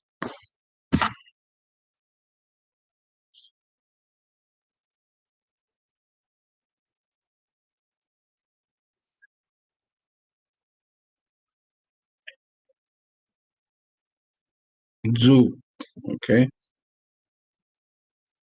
Flow, have an issue, gush out, pine away, hath, run, and a gush issue, a discharge coming out of his rod, okay. An issue from women, have an issue, flux, flowing, participle. Let's find out what it is. All right.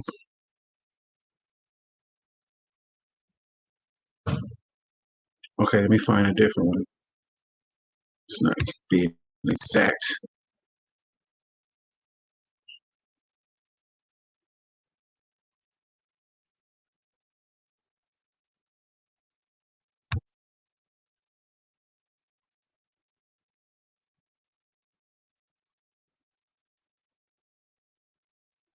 Job.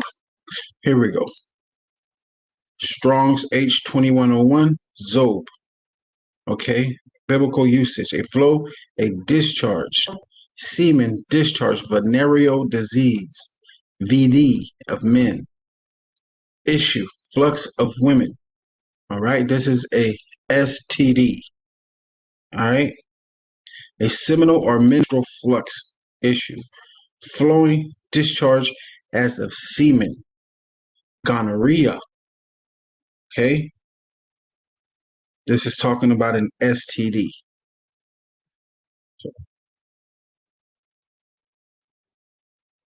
All right. So, speak, verse 2, Leviticus 15, verse 2. Speak unto the children of Israel and say unto them, When any man hath a running issue out of his flesh, because of his issue, he is unclean. And this shall be his uncleanness in his issue, whether his flesh run with his issue or his flesh be stopped from his issue. It is his uncleanness. All right. Every bed whereon he lieth, that hath the issue, is unclean, and everything whereon he sitteth shall be unclean. And whosoever toucheth his bed shall wash his clothes and bathe himself in water, and be unclean until the evening. And he that sitteth on anything whereon he sat, that hath the issue, wash his clothes and bathe himself in water, and be unclean until the evening. This is teaching the difference between the clean and the unclean. All right. Verse 7, he that toucheth the flesh of him that hath the issue shall wash his clothes and bathe himself in water, and be unclean until the evening. And if that hath the issue, and if he that hath the issue spit upon that is clean, then he shall wash his clothes and bathe himself in the water, and be unclean until the evening. So if you're sitting there talking to somebody and they spitting while they talk and they're unclean, you're unclean too. Verse 9, and what saddle soever he rideth upon, that hath the issue shall be unclean. So if you ride in the car and somebody's unclean and they sat in that seat and you sit in that seat now, you're unclean. If you're riding on the bus and somebody's unclean and they sat in that seat, you're unclean. If somebody's unclean and they touch the door at McDonald's and you touch the door right after them, you're unclean. How you gonna know if you're unclean if someone just like it gets you all paranoid? Like you don't want to sit nowhere, you want to be nowhere. Yeah. The thing you got to know is that everywhere you go, it's unclean. Yeah. No matter what. But Judges 5 and 11, we're here to rehearse the righteous acts of the Lord. So imagine if you in a house with your wife. There's no way you're going to get out of the house because she's unclean. So the thing to rehearse the righteous acts, be like, all right, cool. Get a blow-up bed. You or her sleep on a blow-up bed, separate from one another. All right? She tries to stay away from you. Try not to touch her. She is not to touch the dishes to cook. I would say that's one thing that the women shouldn't touch is the dishes and the vessels in the refrigerator. So guess the man is going to be ordering food all week. No, but I'm just saying, like, you know, like, you don't know, you go to the store and you touch something and someone touches that's unclean. Yeah, you don't know. How do you know if you're clean or not clean? You don't know. You don't know. I wouldn't even worry about that. But rehearse the righteous acts. That you don't know. You got grace for that right there. You don't know. But you got to go get something to drink. You're thirsty. You know what I'm saying? You want some wine. You know what I'm saying? You got to have your mind. You know, you don't know that. An unclean person could have put that wine bottle on a shelf. You see? Wine is unclean. Everywhere is unclean. But don't know somebody's if you by you knowing somebody's unclean and you touch them and you go around everybody else, you know that person was unclean. You shouldn't have done that. If your wife is unclean and you got to go to camp, I wouldn't be touching her. The night before, I wouldn't like stay away. Like I sleep in the next room, got my clothes already. You know what I'm saying over here. So when it's time for camp, I'm bouncing. I'm not even touch. I haven't touched her, but I'm clean. I stayed away from her. You know what I'm saying? I don't want to touch what she touched. She's unclean. You know what I'm saying? Baby, stay in the room. You know what I'm saying? Stay in the room. And you go get her plate, put on a roller tray, roll it up in there. You just keep it alone. That's all it is. The Most High wants to see that. He wants to see you keep it along and trying. Huh? Most High don't want to see you keeping a long trying. I can see it. Yeah. A little smile, a little smirk, you know.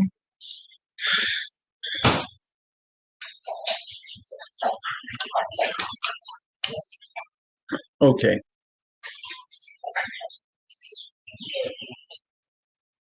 Verse 10. Leviticus 15, verse 10. Whosoever toucheth anything that was under him shall be unclean until the evening. And he that beareth any of those things shall wash his clothes and bathe himself in water, and be unclean until the evening. Like if your wife is unclean, she on her period, don't come to camp, you just finished touching her. Stay away from her. All right, you know that. Stay clean. And if your excuse is, you know what, bro, my wife is unclean, you know, I'm going to question that. Be like, well, how long has she been unclean? Since Monday.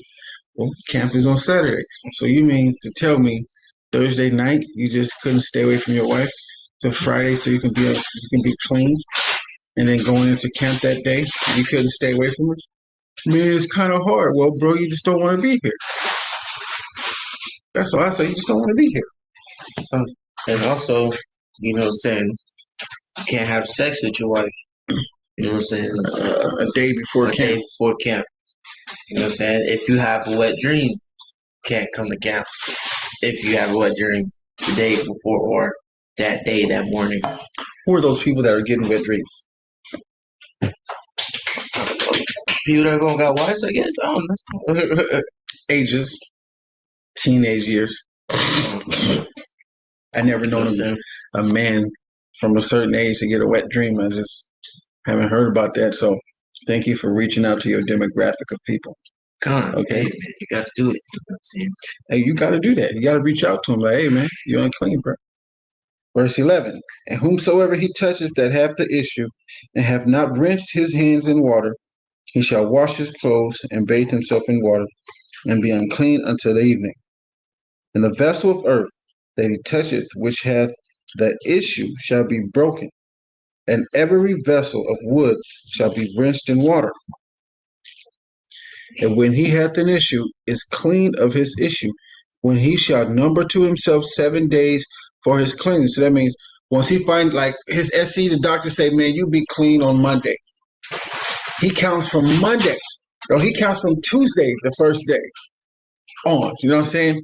And then we understand y'all gonna need some counseling because your wife gonna want to know why you got an STD, brother. Why you bringing that back to her?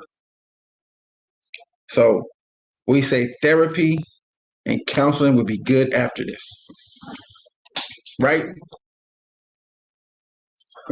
But you can also get like STs from, well, like from like you know, like from like either you and your wife could get like an STD, right? Because like you know, gotta go back to sex ed. Well, I mean, well, bro, like if you're dirty, right? If you didn't take a shower before or something like that, and you're like real dirty, and like you can give her an STD. What is that called? I don't. A sexual transmission. That's not. I wanted to hear him say what it was. I forgot what it's called. What is it Talking called? about a urinary tract infection? Nah. Well, that happens when like uncircumcised people. Not just uncircumcised people. I don't know. Y'all just be safe. Nah, it's okay, Y'all man. be safe. That's what I gotta say.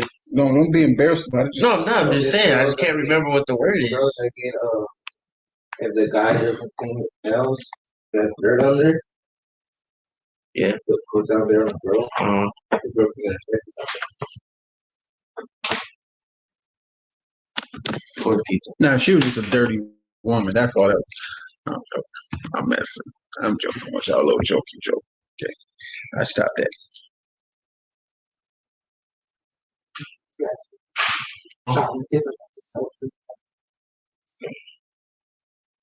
Can give a guy a UTI as well.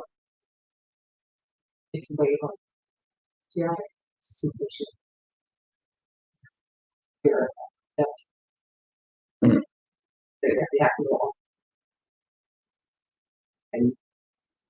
Mm. Mm. Okay, enough of that. Verse 13. And when he that hath an issue is cleansed of his issue, then he shall number to himself 7 days for his cleansing, and wash his clothes, and bathe his flesh in running water, and shall be clean. So take a shower, not a bath. All right. Verse 16. And if any man seed of copulation, this is another one, go out from him, then he shall wash all his flesh in water, and be unclean until the evening. And every garment and every skin wherein he is let me start that again. And every garment and every skin whereon is the seed of copulation shall be washed with water, and be unclean until the evening, like your clothes, your arms, your face, your shoes, your foot. If you get seed on your clothes or something, you gotta wash it. That's called extracurricular activities. Stop there. Stop there. All right. Verse 17. And every garment and every skin whereon is the seed of compilation shall be washed with water, and be unclean until the evening. The woman also, with whom man shall lie with seed of compilation, they shall both bathe themselves in water, and be unclean until the evening. And if a woman have an issue, and her issue in her flesh be blood, this is her period, her flower, she shall be put apart 7 days, and whosoever toucheth her shall be unclean until the evening. Right? So I can go. These people. All right. Verse 20. And everything that she lieth upon in her separation shall be unclean. Everything also that she sitteth upon shall be unclean. And whosoever toucheth her shall wash his clothes and bathe himself in water, and be unclean until the evening. And whosoever toucheth anything that she sat upon shall wash his clothes and bathe himself in water, and be unclean until the evening.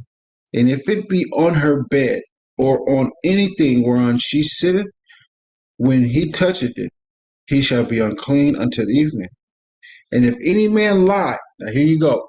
What you call those red riders? They calling themselves red riders. They nasty ass. Verse 24. And if any man lie with her at all, and her flowers be upon him, he shall be unclean 7 days. And all the bed whereon he lieth shall be unclean. Nasty. If you have sex with a woman when she's on her period and her flowers be ill. Verse 25. And if a woman have an issue of her blood many days out of the time of her separation, or if it run beyond the time of her separation, all the days of her issue of her uncleanness shall be as the days of her separation, she shall be unclean. So if, it usually ends like in 4 days, and then we can start the separation of 7 days, right? But it kept lasting. Now it's going a week, 2 weeks, like that woman. That woman, I forgot, she touched Yahweh's garment and she was clean, but her infirmity and separation was like a couple of years. It was like a continual thing. She bled for years. That was her. So when she stopped, now she counts her 7 days of separation. That woman was happy. 7 days now, she can just come back. You know what I'm saying? She couldn't get pregnant or nothing. Her ex was constantly being washed out of it. And because back then, a woman having a baby, that's a big deal. She wants to be pregnant. That's her duty. You know what I'm saying? It's duty. And my reaction things, we're going to be talking about that too, with duty and everything else, because I'm going to be reacting to a lot of Israelite videos. I'm going to be reacting to worldly videos. I'm just going to be reacting to everything that the Most High needs to be in, but mostly duty. And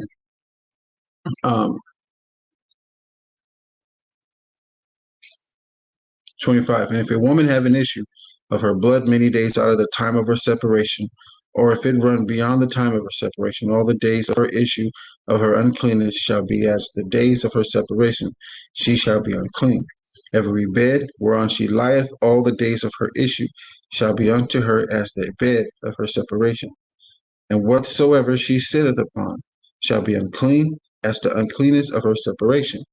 And whosoever toucheth those things shall be unclean, and shall wash his clothes and bathe himself in water, and be unclean until the evening. But if she be cleansed of her issue, then she shall number to herself 7 days, and after that she shall be clean. And on the 8th day she shall take unto her 2 turtles or 2 young pigeons, and bring them unto the priest, to the door of the tabernacle of the congregation. And the priest shall offer the one for a sin offering, and the other for a burnt offering. And the priest shall make an atonement for her before the Lord for the issue of her uncleanness, which is a reconciliation. Atonement is a reconciliation to get back into good faith with her. Remember, she didn't do that, but her foremother did that. Eve broke the law and was cursed with that. So all her daughters are cursed with that. So every woman that has a period is a daughter of Eve. That's how you can tell.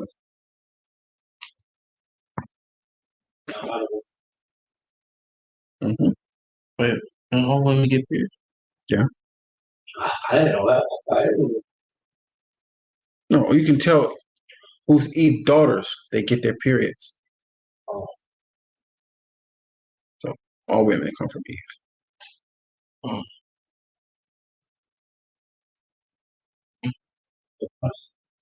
Yeah.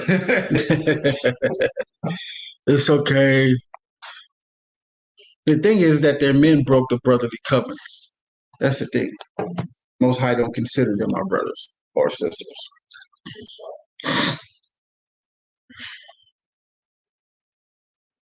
Okay, verse 31.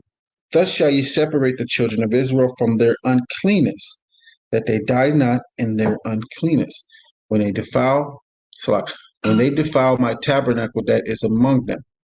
This is the law of him that hath an issue, and of him whose seed goeth from him, and is defiled therewith, and of her that is sick of her flowers, and of him that hath an issue, of the man, and of the woman, and of him that lieth with her, which is unclean.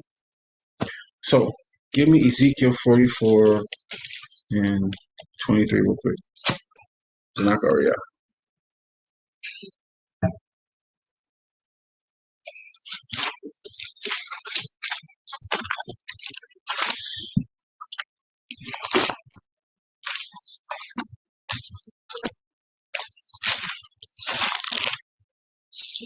So 44, 23. 23. Ezekiel chapter 44, verse 23. Mm-hmm. And they shall teach my people the difference between holy and profane, and cause men to discern between the unclean and clean. And that's what I'm doing. I'm teaching the Most High people, my people, between the profane, the clean, and the unclean.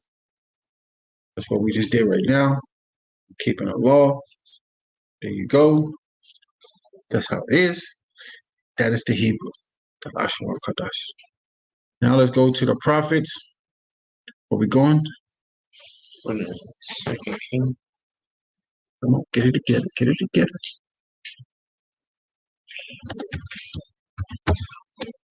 Second King 7 and 3.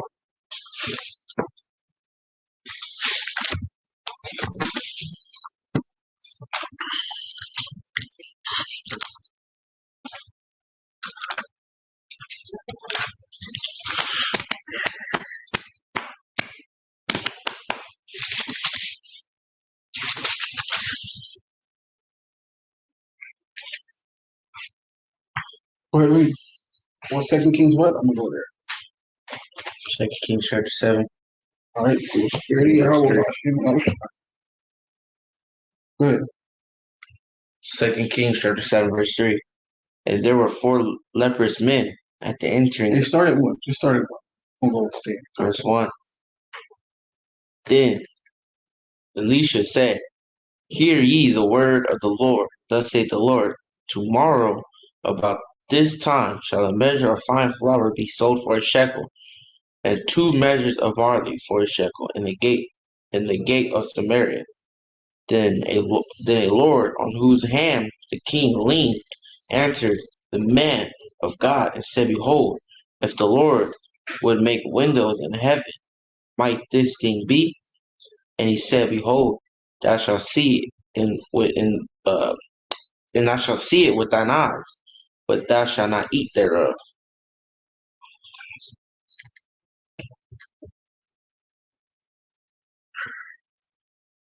Okay, break this up. Yeah, started two. Truly. All right. 2 Kings chapter 7, verse 2.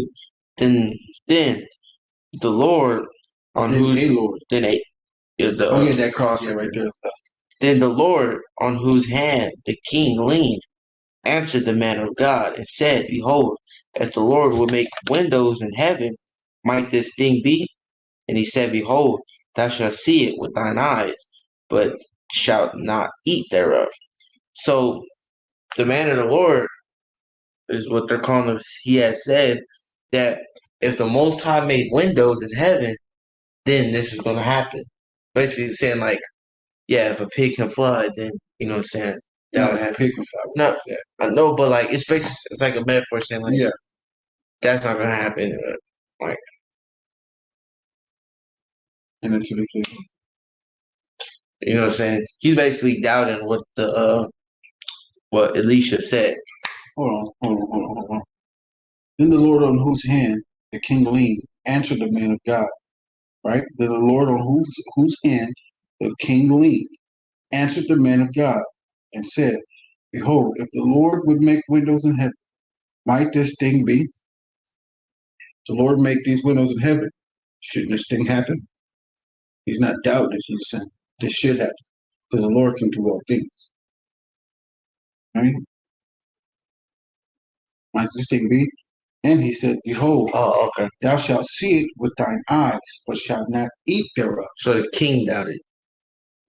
Nobody doubting. He's just saying that, if the Most High can make windows in heaven, like the rain comes down. Those are windows. You know what I'm saying? Just open up and rain just comes down. So those are considered windows as well. This should be like, hey, what you're saying is true because if the Most High can open windows in heaven, this should be too. So he's not saying it's not going to happen. He doubted it to happen. He's just saying, hey, like, you know what I'm saying? Do fat mean greasy? Yes, it does. It's going to happen. Go ahead, just read it through. Verse 3. And there were 4 leprous men at the entrance of the gate, and they said one to another, why sit we here until we die? If we say we will enter into the city, then the famine is in the city, and we shall die there. And if we sit still here, we die also. They couldn't go into the city because they were lepers, they were unclean. Now therefore come, and let us fall into the host of the Syrians, and if they save us alive, we shall live, and if they kill us, we shall but die. So now they're going to try to, fall into captivity with the Syrians. At least they'll be eating. And they rose up in the twilight to go into the camp of the Syrians. And when they were come to the uttermost part of the camp of Syria, behold, there was no man there. For the Lord had made the host of the Syrians to hear a noise of chariots and a noise of horses, even the noise of a great host. And they said one to another, lo, the king of Israel hath hired against us the kings of the Hittites and the kings of the Egyptians to come upon us. Right, so now the Most High made the Syrians hear a whole bunch of horses, chariots, and everything come get them, so they got scared and started running. You can tell who they was beefing with too. Wherefore they arose and fled in the twilight, and left their tents and their horses and their asses, even the camp as it was, and fled for their life. Right? And when these lepers came to the uttermost part of the camp, they went into one tent and did eat and drink, and carried thence silver and gold and raiment, and went and hid it, and came again and entered into another tent, and carried thence also, and went and hid it. And they said one to another, we do not well this day. This day is a day of good tidings, and we hold our peace. If we tarry till the morning light, some mischief will come upon us. She was like, hey man, today was a good day. A good day of tidings. You know what I'm saying? They basically they got up. Yeah. You know what I'm saying? They got some, like, man, something bad could happen to us. We're gonna tell everybody else about this. Right. And they said if they keep tarrying, some mischief is gonna happen. You know what I'm saying? Someone gonna find it. Right? Verse 10. So they came and called unto the porter of the city, and they told him, saying, we came to the camp of the Syrians, and behold, there was no man there, neither a voice of a man, but horses tied and asses tied, and tents as they were. And they called the porters, and they told it to the king's house within. And the king arose in the night and said unto his servants, I will now shew you what the Syrians have done to us. They know that we be hungry. Therefore are they gone out of the camp to hide themselves in the field, saying, when they come out of the city, we shall catch them alive and get into the city. So now the king is telling those 4 lepers dude, he's like, you know what the Syrians are doing? They're just trying to, they're trying to set us up because they know we're beefing and everything, and they're just gonna catch you outside the camp. You know what I'm saying? Because we all know that. Well, we're not gonna get there yet. Okay. Verse 13. And one of his servants answered and said, Lest some take, I pray thee, 5 of the horses, and remain which are left in the city. Behold, they are as the multitude of Israel that are left in it. Behold, I say, they are even as all the multitude of Israelites that are consumed, and let us send and see. Right? So so a dude came and said, he's like, let some people go out there and let's see what happens. Right? They took therefore 2 chariot horses, and the king sent after the host of the Syrians, saying, Go and see. And they went after them unto Jordan, and lo, all the way was full of garments and vessels, which the Syrians had cast away in their haste. And the messengers returned and told the king. So they went out there to go see, say if this is true, or if it was a hoax and they was just trying to kill them or not. And nobody was there because they had fled, right? And they returned to the king. And the people went out and spoiled the tents of the Syrians. So the measure of fine flour was sold for a shekel, and 2 measures of barley, and for a shekel according to the word of the Lord. And the king appointed the Lord on whose hand he leaned, to have the charge of the gate. And the people trode upon him in the gate, and he died, as the man of God had said. Right? So start over. Verse 17. And the king appointed the Lord on whose hand he leans. Remember when the king leaned to the man, and earlier in the chapter, he leaned to the man and said that if the Most High made windows in heaven, then shall that happen of the shekels, right? So he pointed to the Lord whose hand he leaned to have the charge of the gate, and the people trode upon him in the gate, and he died, as the man of God had said, who spake when the king came down to him. And it came to pass, as the man of God had spoken to the king, saying, saying, 2 measures of barley for a shekel, and a measure of fine flour for a shekel shall be tomorrow about this time in the gate of Samaria. And that Lord answered the man of God and said, Now behold, if the Lord should make windows in heaven, might such a thing be? And he said, Behold, thou shalt see it with thine eyes, but thou shalt not eat thereof. So when that king leaned over to the man, was like, if the Most High makes windows in heaven, then this thing's going to be. That's why I was saying he was basically doubting the Lord, that he's going to see the 2 shekels of fine flour and everything like that. And he said, you're going to see this happen, but you're going to die. You're not going to eat of it. Because remember, the land was in a famine, right? So they haven't seen food in forever. You know what I mean? Behold, thou shalt see with thy eyes, but thou shalt not eat thereof. And so fell out unto him, for the people trod upon him in the gate, and he died. So, moral of that story is, do not doubt the Lord. Most High says he's going to do something for you, he's going to do something for you. As long as you keep the law, statutes, commandments. That's right.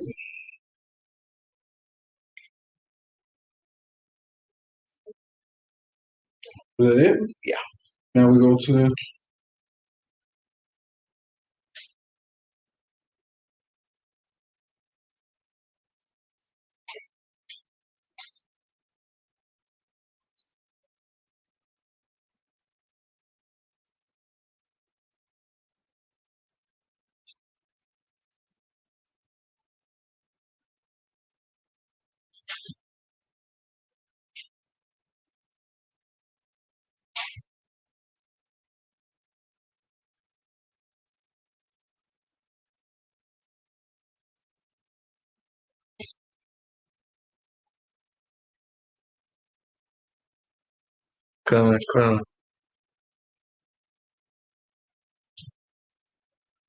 Come, yeah, that's what I was looking for. Good words, the UTI.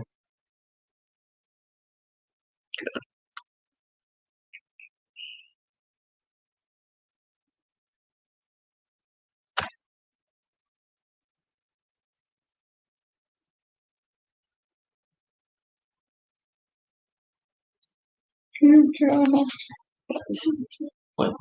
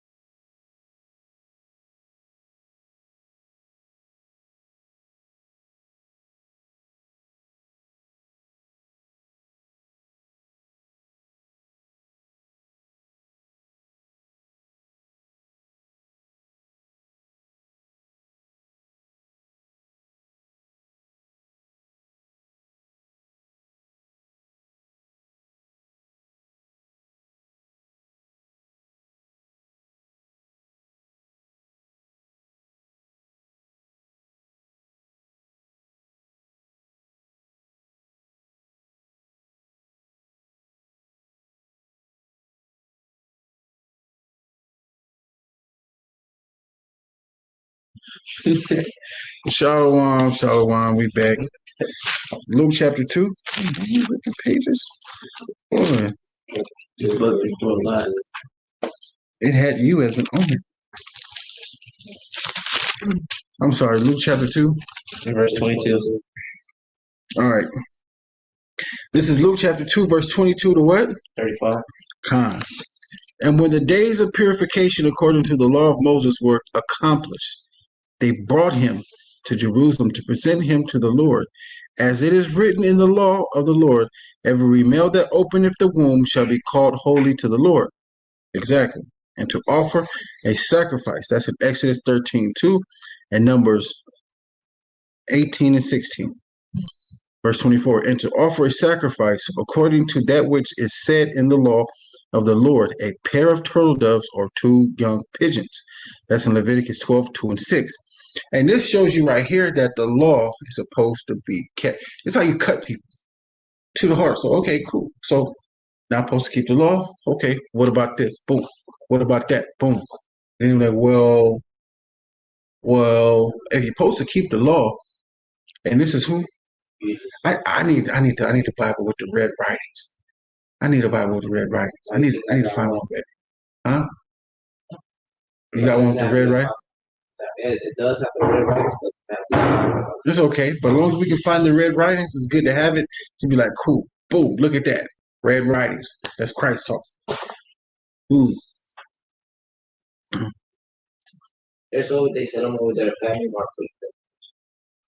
Oh yeah, Family Dollar or Family Mart? Family. Family Dollar, right? Yeah. Okay. They sell Bibles at Family Dollar? Yeah. Oh man. I remember when I went to get my pants and stuff and highlighter inside right there. All right, cool. Verse 25. And behold, there was a man in Jerusalem whose name was Simeon, and the same man was just and devout, waiting for the consolation of Israel. And the Holy Ghost was upon him, and it was revealed unto him by the Holy Ghost that he should not see death before he had seen the Lord Christ. And he came by the Spirit into the temple. And when the parents brought in the child Jesus to do for him after the custom of the law, right? What was that? Custom of law is the cleansing and sacrifices and everything. Verse 27. And he came by the Spirit into the temple, and when the parents brought in the child Jesus to do for him after the custom of the law. When he got circumcised. Exactly. Oh. He had to see Jesus before he died. Then took he him up in his arms. See, he took Jesus up in his arm. He was a baby. You know what I'm saying? I got to start at 27. And he came by the Spirit into the temple, and when the parents brought in the child Jesus to do for him after the custom of the law, then took he him up in his arms and blessed God and said, Lord, now lettest thou thy servant depart in peace according to thy word. For mine eyes have seen thy salvation, which thou hast prepared before the face of all people. Now, who got that right there? My face has now seen my salvation. Let me depart in peace. He went and died, though. So how is Christ his salvation if he's already died?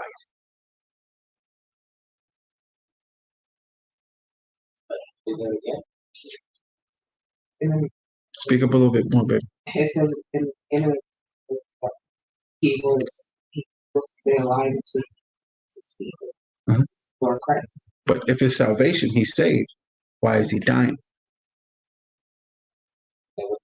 Hold on. Go ahead. Because I would feel like that has to do so now that's the point of body and it's supposed to do that he was supposed to be there until he sanctified on earth to the that's salvation to do plus people also to stay good grace to be able to see that day. Okay. So I'm gonna show you something real quick. You almost there though, baby. You almost there. That's probably first one of the people. You think you would have got that?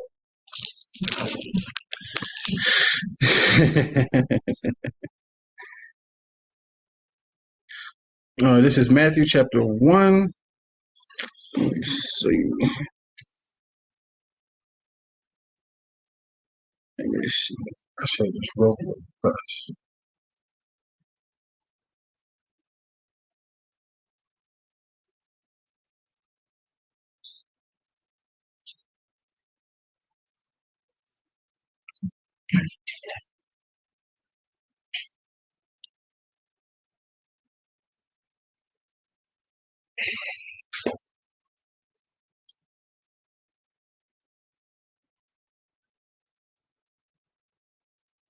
Mhm.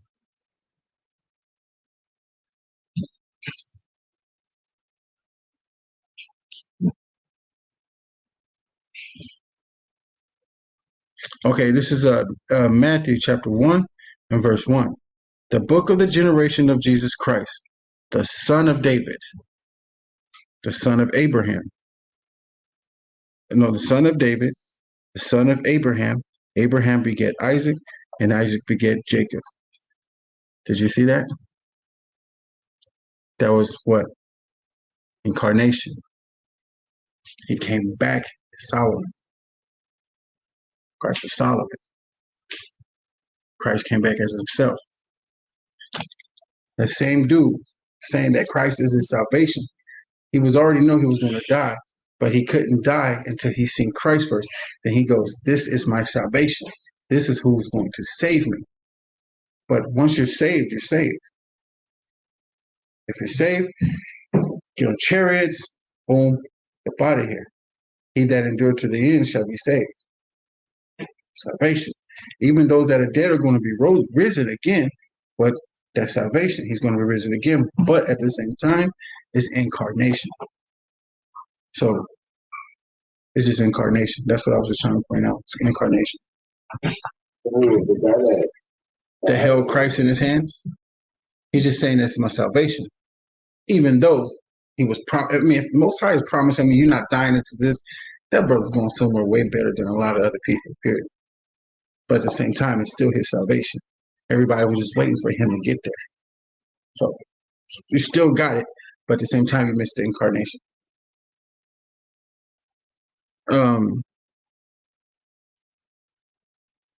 Verse 30.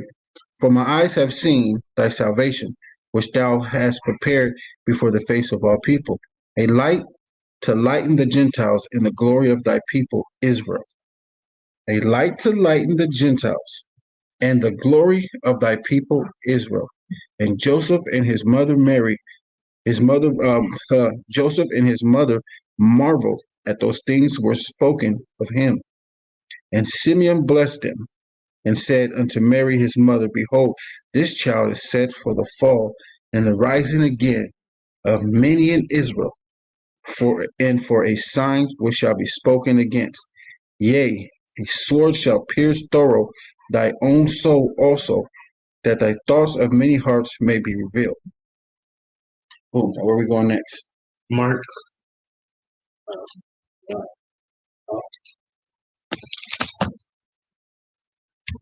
When he said Elijah,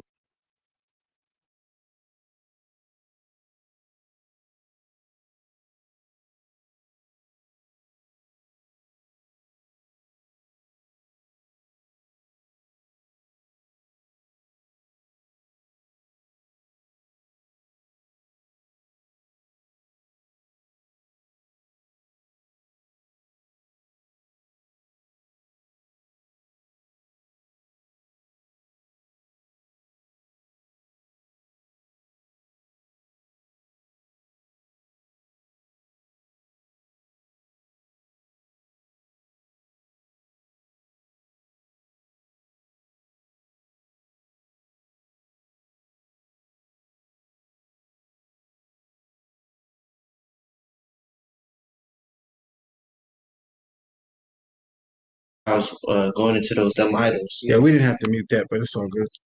It's all good anyways. You know, Mark 1 and 35 to 45.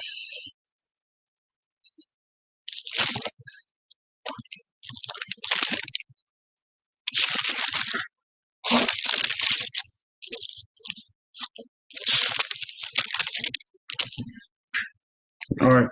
This is the book of St. Mark, chapter 35 through 45.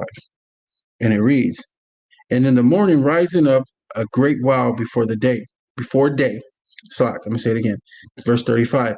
And in the morning, rising up a great while before day, he went out and departed into the solitary place, and there prayed. And Simon and they that were with him followed after him. And when they had found him, they said unto him, All men seek for thee. And he said unto them, Let us go into the next towns, that I may preach there also. For therefore came I forth. And he preached in their synagogues throughout all the Galilee, and cast out devils. And there came a leper to him, beseeching him, and kneeling down to him, and saying unto him, If thou wilt, thou canst make me clean. And Jesus, moved with compassion, put forth his hand, and touched him, and saith unto him, I will be thou clean. And as soon as he had spoken, immediately the leprosy departed from him, and he was cleansed. And he straightly charged him, forthwith sent him away, and saith unto him, See thou saying nothing to any man, but go thy way, shew thyself to thy priest, and offer for thy cleansing those things which Moses commanded for a testimony unto them. And this cuts people also, letting you know that Christ told him to keep the law and go to sacrifice. So did Christ keep the law? Yes, he did. Verse 45. But he went out and began to publish it much, and to blast abroad the matter, insomuch that Jesus could no more openly enter into the city, but was without in desert places, and they came to him before every quarter. All right, so that right there is another precept that proves that Christ kept the law. All right, so y'all remember to write that down in your books. You write that down.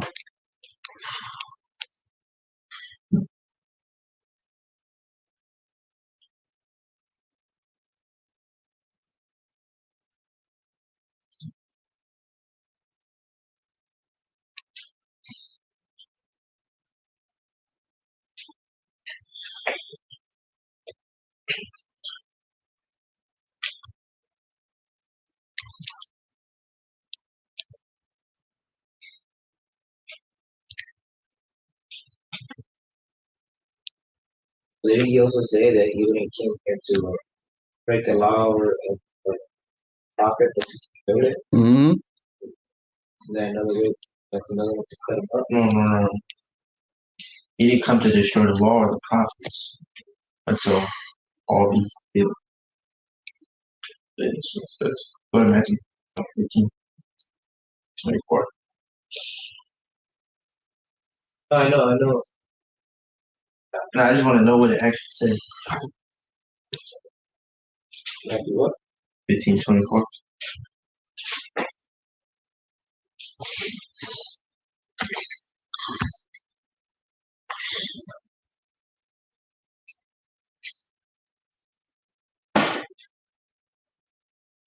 But yes, and I said I would not say. So we're gonna finish the prayers up, y'all, and we're gonna toss them up real quick. Just a second.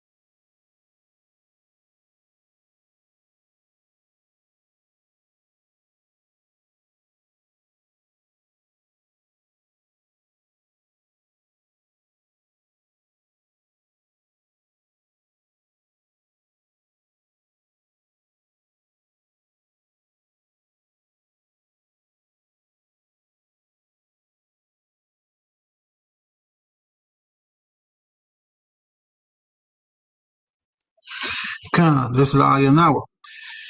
It is our duty to praise the Master of all, to ascribe greatness to the Author of creation, who has not made us like the nations of the lands, nor placed us like the families of the earth, who has not made our portion like theirs, nor our destiny like all their multitudes, for they worship vanity and emptiness and pray to a God who cannot save. But we bow in worship and thank the Supreme King of Kings, the Holy One. Blessed be he who extends the heavens and establishes the earth, whose throne of glory is in the heavens above, and whose power's presence is in the highest of heights. He is our God. There is no other. Truly, he is our King. There is none else.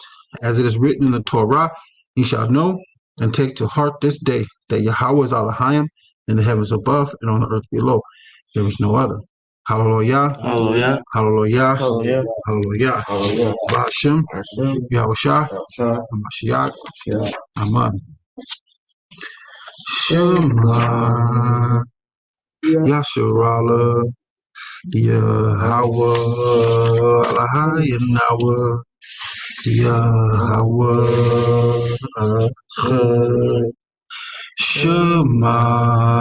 Yasharala. Yahweh. Elohim. Yahweh. Echad.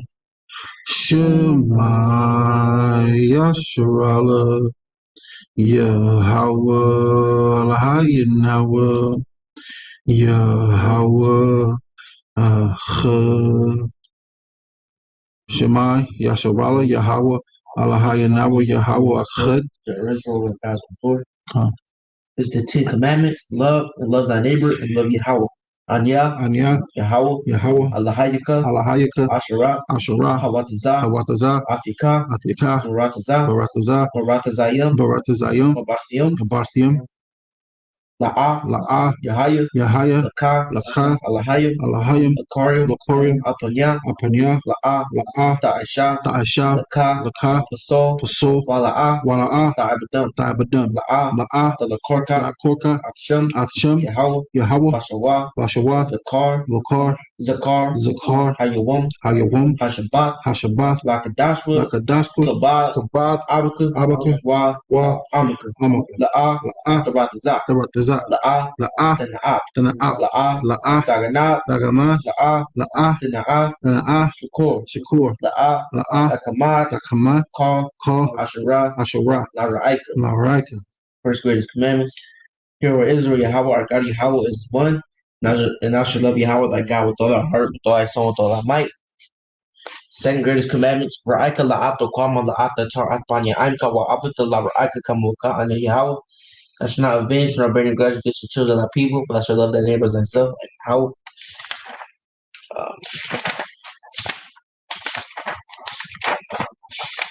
Zarkawan Hasha'ah, memorial of the woman.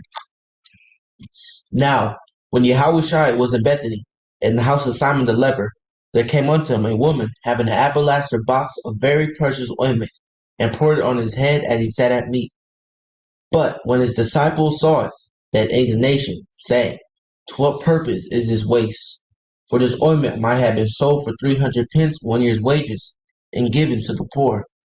When Yahushua understood it, he said unto them, Why trouble ye the woman? For she hath wrought a good work upon me. For ye have the poor always with you, but me ye have not always. For in that she hath poured this ointment on my body, she did it for my burial. Verily I say unto you, wheresoever this gospel shall be preached in the whole world, there shall also that this woman hath done be told for memorial of her.